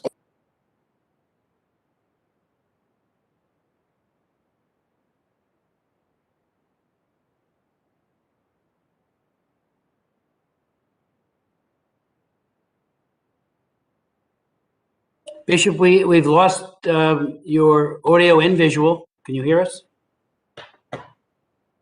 Having me, thank you. Bishop, we lost you for about 2 minutes of your comments at the end, both audio and visual. I'm sorry. Okay, well, thank you for. Okay, I don't know at what point you lost me, but I was just making the point that we do not have an intrinsic conflict between Christians and Muslims in Nigeria. As I said, I live in Sokoto, which is like the Vatican of the Muslims. I have very good relationships with the Sultan. I've got good relationships with the governor. We've got good relationships, but we have terribly bad and toxic politics, which has turned Nigerians into victims. Indeed, more Northerners and more Muslims have died in the hands of bandits than if you use the word Christians. But we should be focusing on the fact that our citizens are dying.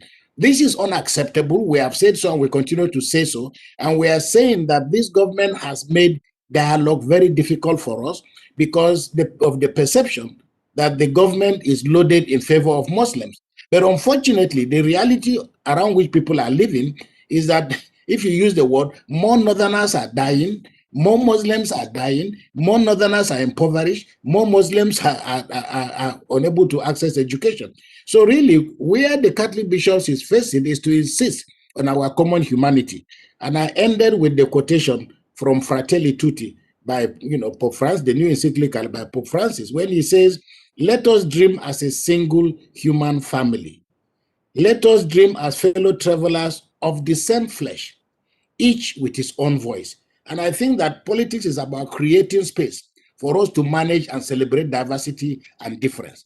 But when you close this gap based on ethnicity or on race, you just open the windows for the kind of tragedy that Nigeria is facing. But I believe that we can turn the corner. And this conversation is very important for us because it shows us that people like you and organizations like yours really do care. That means a lot to us. So once again, I really want to thank you very much for the kind invitation extended to us. Thank you so very much, Bishop Koku. Jim McGovern, Jim, you still there? Sheila Jackson. I know. How about Congresswoman Sheila Jackson Lee? I'm here. I'm sorry. Oh, sorry, Jim. Yeah. No. Let me. I just want to. I mean, I'm not sure who's still here, but I want to thank the panelists. And many of them I know. I mean, I've worked with Bob Fu and with Mr. Khan, and I, appreciate their testimony, everybody's testimony here. But here's. I got a couple of questions, and I mean, I've been the co-chair of this commission for many years, and I always struggle with how best to confront the atrocities that we're seeing. I mean, we heard from the chair of USERF that religious freedom the situation with regard to religious freedom is worse. It's not getting better globally. And I'm always kind of puzzled why we're not more effective in reversing some of these trends. And Reverend Hayward, I think I can't see on my who's here and who's not, but I mean, Reverend Hayward mentioned, that narrow strategies for religious freedom promotion do not tend to be sustainable. And, maybe you could say a little bit more about what specifically works and what doesn't work to help those being targeted on the ground, based on your experience. And I think you said that U.S. rhetoric on religious freedom sometimes can unintentionally make vulnerable communities more vulnerable. I mean, maybe you could say a little bit more. I mean, how do we balance that consideration with the need to raise attention and exert pressure to push governments, with all of us wanting to be successful in reversing some of these horrific trends? I don't know. I'm still here. Yeah, thank you for the question, yeah. Chairman McGovern. And I'll try to answer them as best I can. So with respect to the first question, what do we know are more effective strategies for addressing religious freedom policy? Well, one thing I would say off the bat is that we need more evidence, more evaluation and evidence for what works and what doesn't. We don't have a whole lot of data to show what has been the most effective approach. So a lot of what I'm going to offer here is based on my experiences and what I've seen on the ground and what I've witnessed and where I've seen results myself.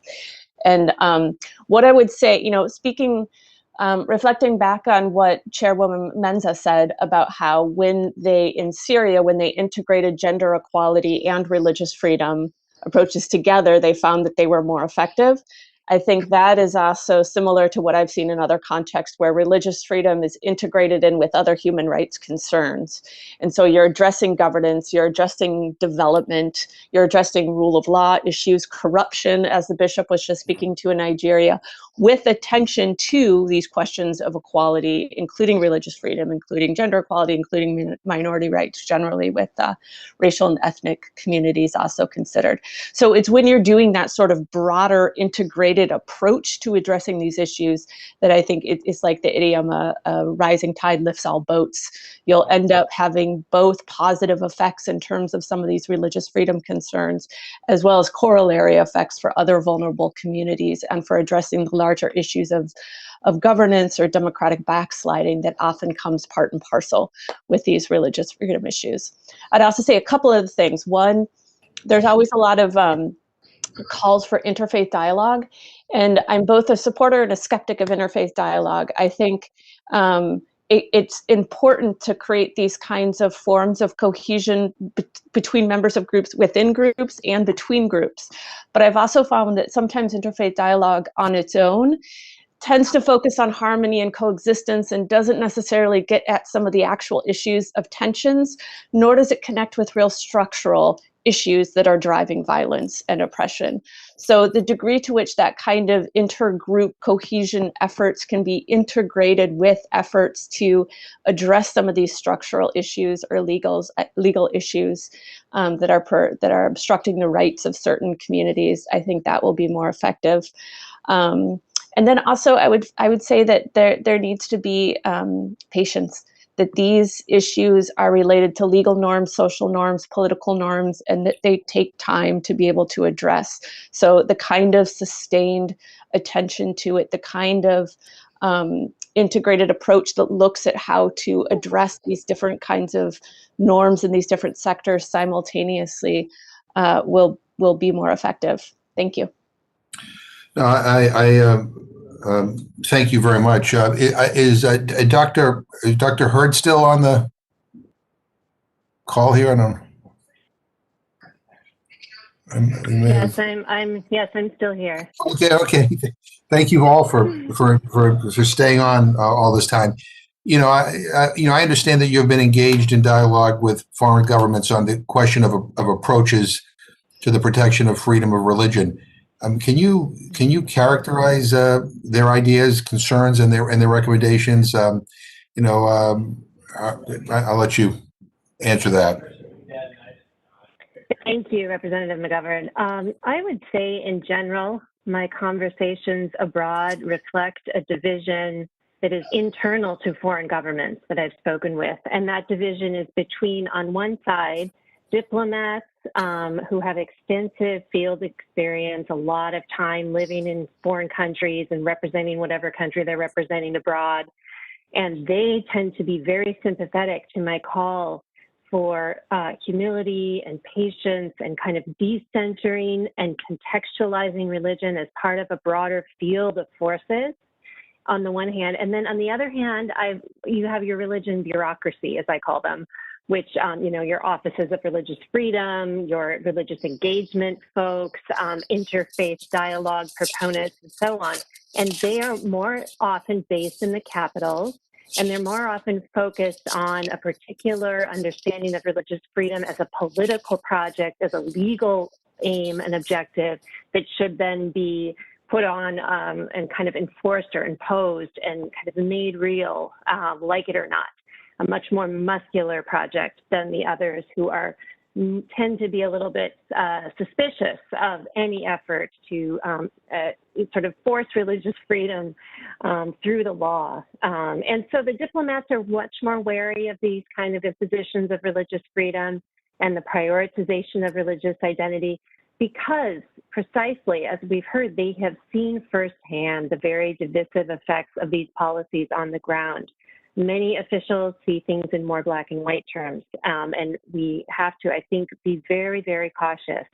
In the EU, I've often heard it said that even if U.S. advocacy for religious freedom is kind of ham-handed and often preferential toward Christians, that the Europeans are going to do it better, that they're going to do religious freedom 2.0, and they're going to best us, and they're going to reinvent it, and they're not going to make all the mistakes that we've made by politicizing it.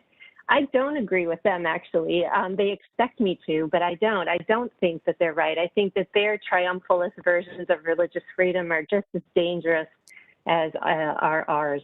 Thank you for your question. No, I appreciate that. And, the testimonies that we've heard today identify examples of government laws and policies that specifically target people who hold certain religious beliefs. And this seems to be the case for the Uyghurs in China, the Ahmadiyya community in Pakistan, and the Baha'i community in Iran. What's the best way for the U.S. government to act on its disagreements with these kinds of laws and policies?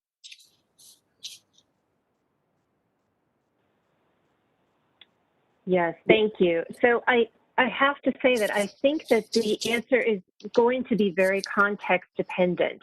In the case of the Rohingya, which has come up again and again, what we need to be wary of, and what the U.S. needs to be wary of, is reinforcing the hard and fast lines that are dividing Muslims from Buddhists in that particular context.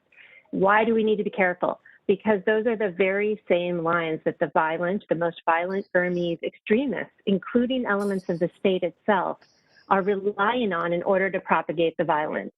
So what happens is, if we prioritize religion and we lift it above all other factors in this complex force field, we are inadvertently and sadly reinforcing a violent form of Buddhist nationalism that seeks to rid Burma of Muslims altogether.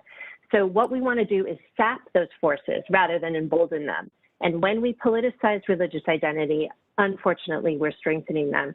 So U.S. policymakers in these contexts need to go to the ground and talk to people involved in the conflicts and then ask, are these individuals being killed because of their religion, because they're seen as immigrants, because they're seen as outsiders, because of their gender or sexuality, because they're perceived as threatening political or economic interests of those in power, or all of the above? And until we ask those precise and difficult questions about each and every context, rushing in with religious freedom as the prescription and the solution to all that ails us, I think is going to create more problems than it resolves, unfortunately.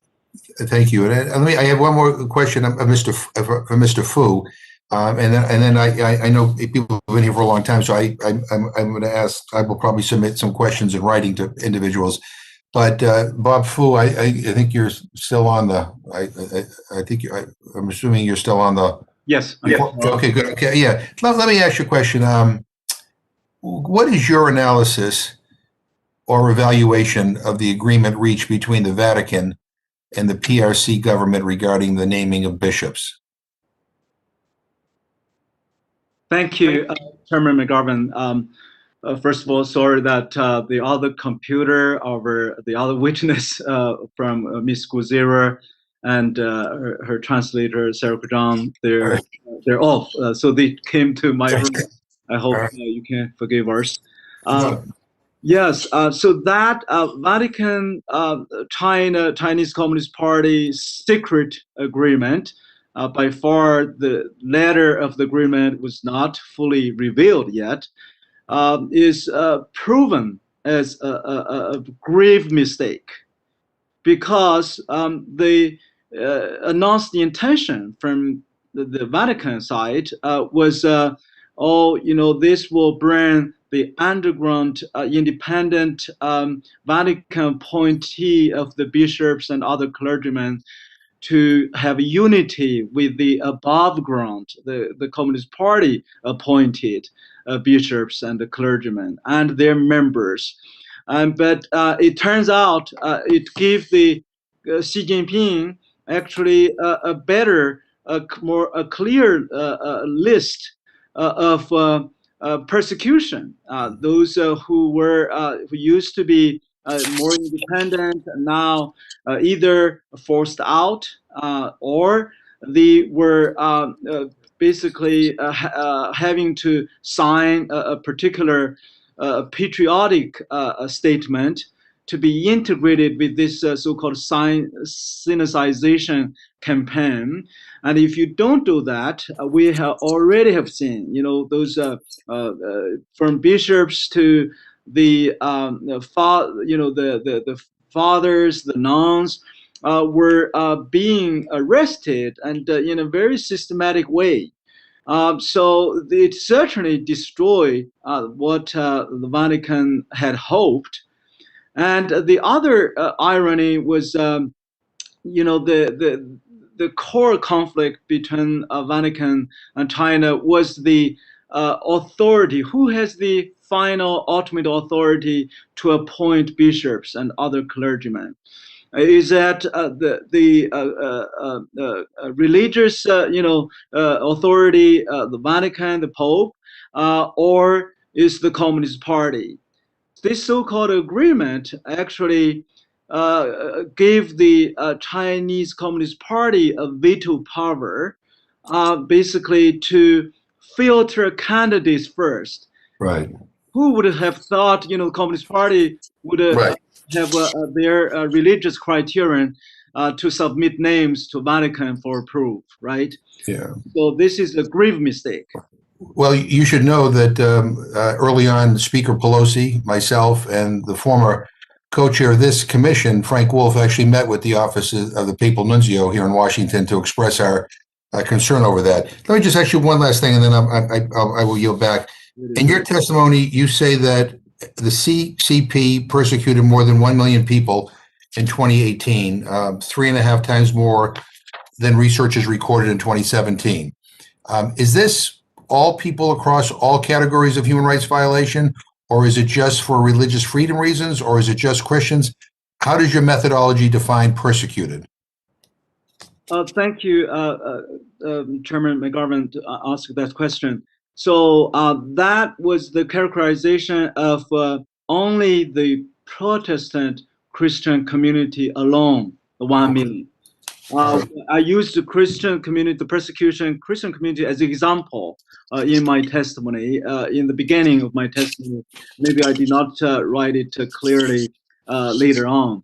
That it was specifically that we as a NGO using whatever we have, the resources on the ground in China, that documented that we know this number of people in different churches, in the around different provinces in China, who are persecuted. By persecuted, we mean that when they are worshiping together, they were raided. Not necessarily all of them were taken into custody, but absolutely, those 1 million number that estimated, they are already affected when they were, read by the public security officers. Yeah. All right. Well, thank you. And again, I want to thank all the panelists, and I'll yield back to Mr. Smith. Very much, Chairman. I understand that Ms. Jackson Lee is still on. I would like to ask a few questions. Let me thank the witnesses for their presence here today. I particularly want to acknowledge Dr. Ahmad Khan, who I understand had to leave at 4:30. I was trying to be recognized in order to ask him questions. He is from Houston, Texas, and has acknowledged some of the travesties that the Ahmadiyya Muslim community has experienced. First of all, I want to thank the community for their enormous charitable work that they've done, working with all of us during the time of our natural disasters. They've been a very active community in Houston and around the nation. So I think his presence obviously recognizes that there is no distinction among the violence that can occur because of your particular religious belief, your particular aspect of religion as well. I want to start with Reverend Hayward in terms of both your academic prowess and, of course, with Harvard Divinity School's Religion and Public Life program, to explain that or to indicate that the hostility of religious bias can be as deadly and as devastating as race discrimination, sex discrimination, discrimination because of age or disability, because of region, conflicts in war, because of fights between countries. How deeply impacting is religious discrimination? Reverend Hayward? I agree entirely, Representative Lee, and thank you for the question. That forms of discrimination that are justified on and driven by religious difference or religious justification can be just as insidious as other forms of discrimination and violence that are based on identity. What I was calling for, I was not saying that that is not the case. What I was saying is that we need to understand the forms of discrimination that different groups face based on their identity as often driven by similar kinds of causes of oppression, of power politics, and need to be addressed in similar kinds of ways. So what I was concerned about was sort of prioritizing one form of discrimination, namely religious discrimination, over racial discrimination or over gender discrimination or violence. Rather, I think that they need to be addressed on equal footing, and that by addressing them on equal footing in an integrated way, you're often addressing similar kinds of drivers. So what drives forms of violence that oppresses religious minority groups, for example, are often the same kinds of factors that drive violence against LGBT communities, for example. And so recognizing that helps us to create an approach that is going to be more strategic and sensitive. But I spent my career at USIP, and I continue to now here at Harvard, understanding just how insidious forms of violence and discrimination that are framed within, justified within religion can be. And part of what I seek to do now in this program is develop what's called religious literacy, which is about understanding what religion has to do with it and what it doesn't have to do with it, where religion is the frame for various forms of political power dynamics or economic interests and so on that are justified or framed within religion. And helping to understand that can then help you better understand the context and develop the context-specific responses. Thank you. Thank you. I'm going to go, Professor Hurd, just build on my comments, but I'm going to expand a little bit because I wanted to draw from Professor Hayward I think she ended on the insidiousness of religious discrimination. But obviously, as an African American woman, I don't want the question of race to be diminished. I'm reading a book called Caste, who happens to be, I think, a Harvard professor, and it is devastating, which leads me to say that the premise for HR 40, the Commission to Study and Develop Reparation Proposals, is enormous. And I'm glad to have such a wide breadth of support from my colleagues in the United States Congress. But let me, since I'm going to go to the bishop next on the question of the issues in Nigeria, but let me see how we can diminish none of that, meaning the heinousness of race, the brutality of slavery, the continuing sort of response to that. But then as we look to today in the world, I think that's one of the things that I wanted to emphasize of religious domination, religious discrimination, and religious violence. Where are we today in the world? Thank you so much, Representative Jackson Lee. You know, I think that I would just probably want to build off what Reverend Hayward was saying in her comments and suggesting that as we sit here with our focus on questions of persecution, discrimination, and violence, we are, the Reverend and I, calling for a certain kind of broadening of our lens so that we are not laser-like focused on religion and religious difference, but rather we're focusing on cooperation, conflict, coexistence as human beings. And I think that allows us to see a slightly bigger picture, to have a broader canvas, and to understand some of the factors and the forces and the institutions and traditions that can be co-opted by very powerful states, for example, and then used against minority communities of all different kinds, racialized minorities, religious minorities, minorities that are defined in ethnic terms. The list goes on, unfortunately. And so what we're calling for is not to ignore or to push religion aside or to put it in the margins by any stretch of the imagination, but rather to understand it as woven into the tapestry of human social affairs, into our laws, into our customs, into our ways of being, and trying to then understand better how those various dynamics can, in some circumstances, lead to violent outcomes and to prevent them. So I hope that addresses your concerns, and I thank you very much for your interest in this topic.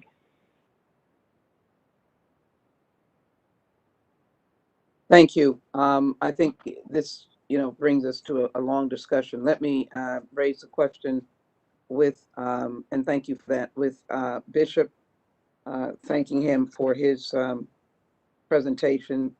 Bishop, let me pursue, I chair and the co-chair of the Nigerian caucus, and I hope that I'm still on. Is the WebEx still working?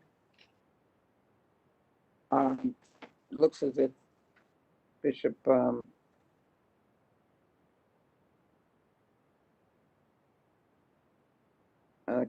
in Nigeria. Yeah, I can hear you. All right, very good. I couldn't tell whether you could or not. Let's focus on I'm sad to see this democracy be where it is, Nigeria in particular I'm talking about, with such potential, such wealth. So let me focus on Christianity, expand even beyond Catholicism, and tell me what the depth of crucifixion almost is in the northern area as relates to the Christian faith. The beheading, the burning, the various attacks on people of a different faith.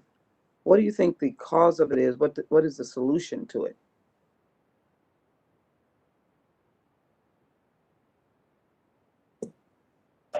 Well, thank you very much, and thank you for the good work you're doing for Nigeria. Let me say it's a very difficult question, but I think the first thing to say is that what is happening in Nigeria does not represent Islam, does not represent the Muslim community, as I already said. What is happening is a strain within Islam. That is the Salafist brand of Islam that believes that the only practitioners of Islam are those who believe what they believe and how they believe.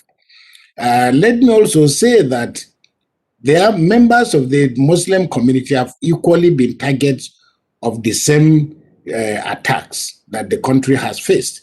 So, and that is why I make the point that we must do everything we can to avoid falling into the trap of thinking that we are faced with an existential threat of a conflict or an inevitable conflict between Christians and Muslims.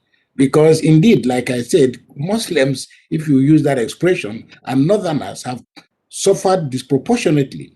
And the point I make and continue to make, and I think the average Nigerian knows, and even the Muslim politicians in northern Nigeria know, that they, more than any other group, have laid the foundation for the problems that we are facing now.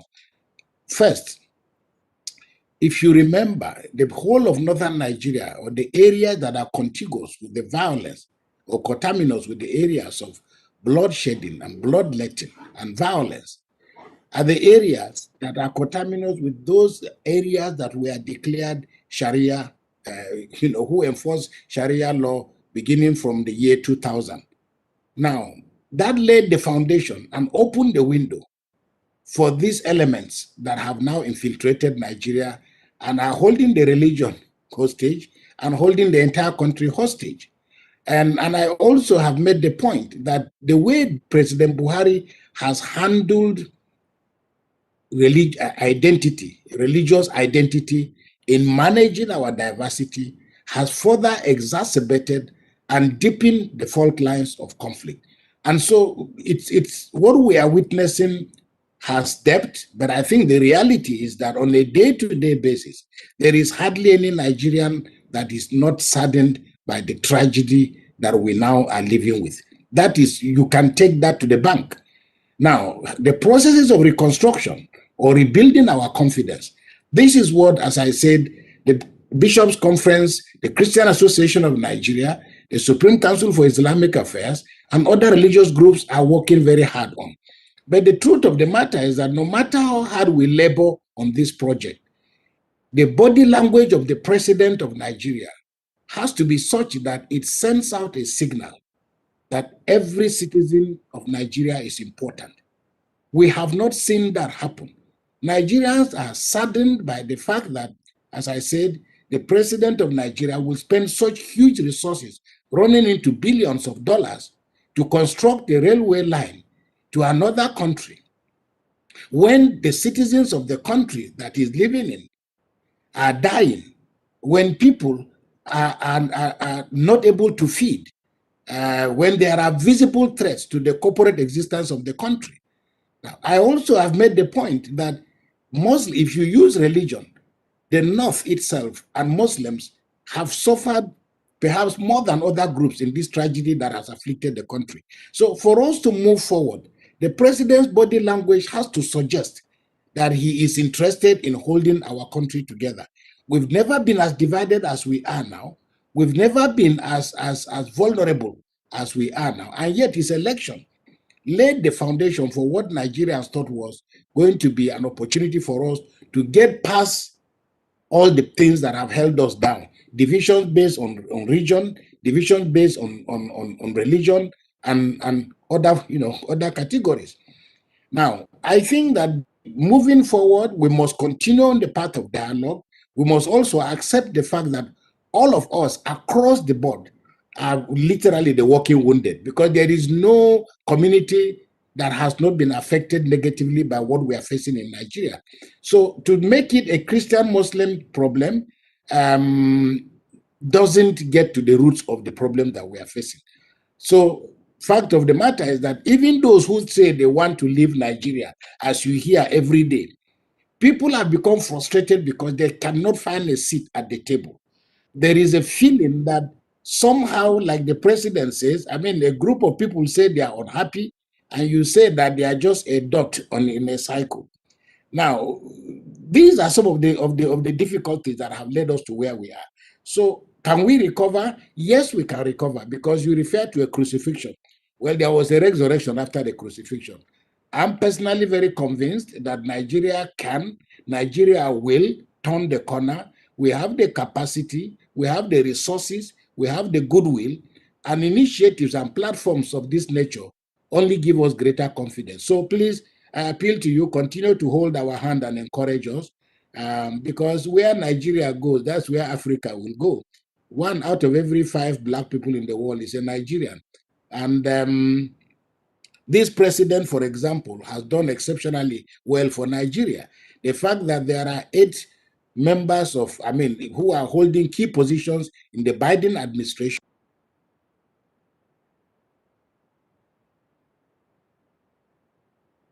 in my view, it is a signal of the possibilities that about what our country can be. So we are relentless, and we are really committed to turning the corner and hopefully putting the problems of religion behind us, because we have the resources, both in manpower and in other ways. It's just a question of the political class coming to terms with the realities of what democracy is all about.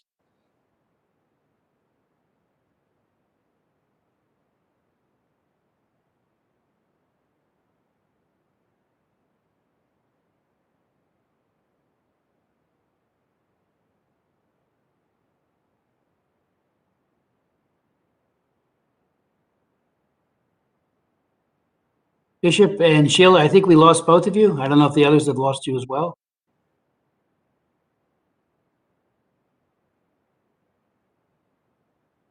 Hear me now? Sorry. Yes. Now thank you very much. I just want to make sure you were not saying President Buhari was the reason for members of the Nigerian American community being in the Biden administration. That's not what you're saying, is it? No, that's not what I'm saying. What I'm actually saying is that the very fact that we have this number of people of Nigerian descent at the table is an opportunity for Nigeria. Okay, so I'm not saying that the appointments have been made because of President Buhari. No, I'm saying that the appointments have been made. I think that it should even be a signal of how seriously this administration takes our country. So I'm just saying it's a window. Now I understand, Bishop. It's a window that I think we should try and take advantage of. Yeah, no, I understand. I just wanted to make sure, because I'm not happy with President Buhari as you have described the circumstances there. I think you have articulated them, and I think I was muted when I said I have the largest Nigerian American population in my area, which is Houston, Texas.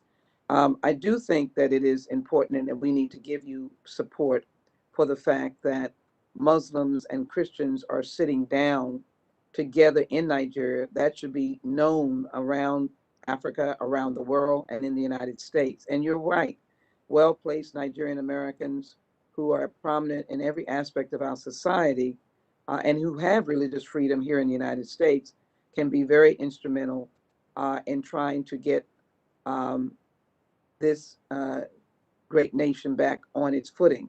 And I too, being a student of Nigeria, having studied in Nigeria at Ibadan and Lagos at the universities, I too understand that the way the elections are supposed to be is a Christian, a Muslim, a Christian, a Muslim, and that the government should be integrated. It seems like that is not the case now. So it impacts on how religion is treated. And I just simply want to be promoting democracy and religious freedom and freedom of people of different ethnicities or tribal affiliations. I think that is very important. That is a question in Nigeria that we need to confront for it to meet its promise. That's my true belief at this time. So thank you very much, Bishop, for enlightening us. I do am saddened by what is happening in northern Nigeria through Boko Haram. You're right, it's not Muslims. It is if you will, a destroying of the Muslim faith in terms of how Boko Haram uses it for violence. So I thank you very much. I want to let Ms. Gulazira know that her story was very, very moving, and we want to make sure that we are able to be of help. Just if I can ask one very short question to her, and that is about why China would want to attack a minority like hers, as having done nothing to undermine the country. Why would China want to attack a community that just wants to be free?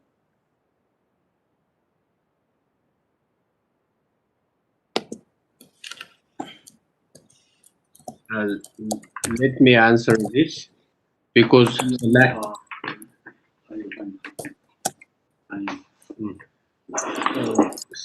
new sayılar östüp adamlar dostlar. Медиасында мәселе бар деп сөйтеді. Алсам достарды не қылу ғой, қытайластыру, жеп айтқанда. Тіл мен дінін жойып қытайластыру.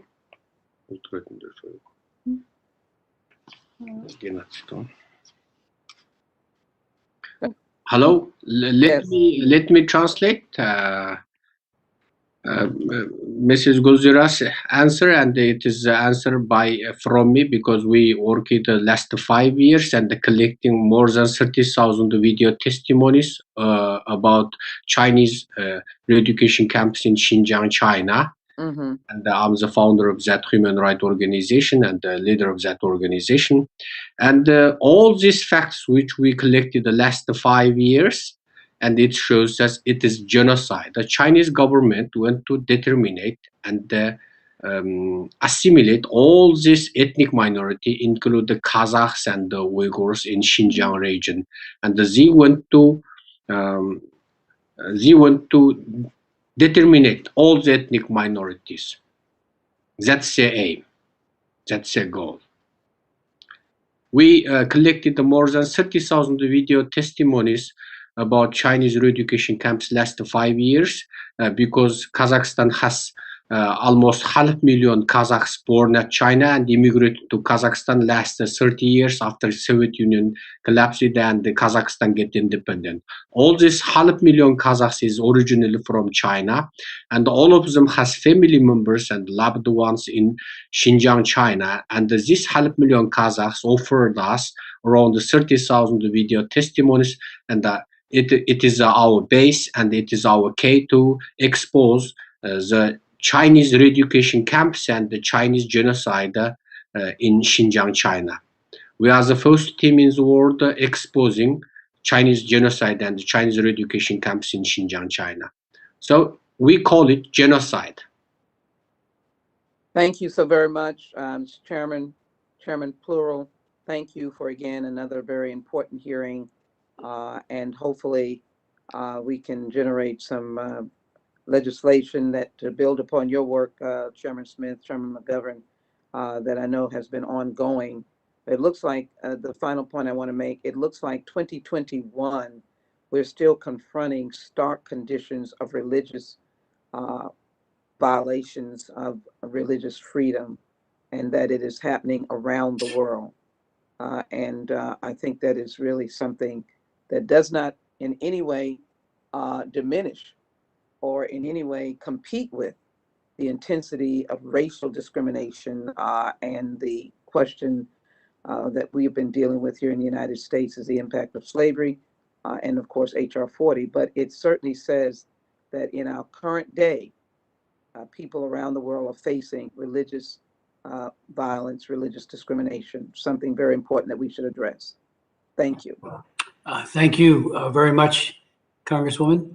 Let me, to your point, and I think it was a good point, and the Bishop focused on it as well, that President Buhari, unlike Goodluck Jonathan, who had Christians as well as people who are of the Muslim faith, Buhari in recent years has just basically put Fulanis in the key positions: National Security Advisor, Chief of Staff, Inspector General of the Police, Head of the Drug Enforcement Agency, Minister of Police Affairs, Minister of Justice, Finance, Education, and Ag, the heads of National Petroleum Corporation, the Federal Inland Revenue Services, the chief of the Army staff, more than 30 key positions at the highest level. And I remember on trips when Goodluck Jonathan was president, there was such diversity, and you had, people both in the parliament and the Congress, I should say, who had high positions who were of both faiths. And it did make a huge difference in terms of how issues were perceived when they were in closed doors, and that's not there anymore. So that's a very serious problem. I would like to ask, if you could. Thank you. Mr. Vance, human rights were not included in negotiations, as we all know, on the Iranian nuclear deal. And many of us argued, I actually chaired hearings where I asked the administration to include human rights. We made that mistake with North Korea. And when there was no fruit born there with regards to the nuclear talks, there was no human rights progress either. And I'm just wondering if you could just speak to the issue of whether or not you would hope that if talks were to resume, if the Baha'i and other repressed religious minorities should be your cause voiced at the table, and how well or poorly has, like, the UN Human Rights Council and others at the UN responded to the draconian measures taken against the Baha'i, which many of us have spoken to. Many years you've led on it, and thank you for that. But it's really such a peaceful and peace-loving group of people to find themselves targeted for persecution. Has the UN been helpful either? Yes, thank you. Thank you very much, Mr. Chairman. First, of course, in any negotiations, in any relationships with the Iranian government, whether it's the nuclear deal or any other issues, the Baha'i community would certainly hope that human rights would be part of the discussion, for the obvious reason that it's such a serious problem. And there are so many groups, including, of course, the Baha'is, who are suffering so badly as a result of the actions of the Iranian government.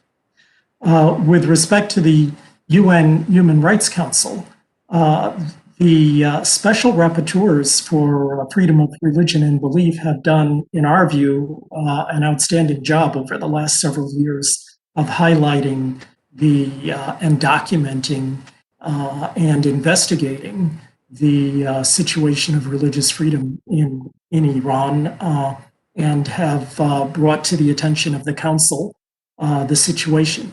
And in fact, you're probably already aware of the fact that the voting in the Human Rights Council for the renewal of the mandate of the special rapporteur has been strongly in favor of the renewal of that mandate. And in the UN General Assembly each fall, the General Assembly's resolution on Iran has continued to gain the same kind of strong support that it has had in the past. So, and that's in large part due to the work, I think, of the Special Rapporteur and other UN agencies, but certainly the Special Rapporteur. Finally, the Universal Periodic Review that's conducted every 4 years has been very, very important in highlighting the kinds of things that the Iranian government has to do. And it has been pursued by the Special Rapporteur as a document, to measure the progress of the regime. Mr. Vance, I would like to thank all of our witnesses for your generous time you've given us today, and for your talent and insights. Really do appreciate it. And I'd like to just close by thanking the people that you're representing, the ones that are, like in your case, Mr. Vance, the wonderful Baha'i believers. I mean, they just suffer so much. The Uyghurs, which I've gotten to know many. I met Rabia Kadir when she was first let out of prison, and she came to this office, and I held a hearing with her. Her family has been, this is something we don't focus on enough, but what the Chinese Communist Party is doing is arresting not just individuals, but their entire families, in-laws, and right on through. to make a terrible, statement of we can destroy you, and they are doing just that. So my hope is that all of us will redouble our efforts to protect the defenseless and the disenfranchised. And having said that, this hearing is adjourned. Thank you. Thank you.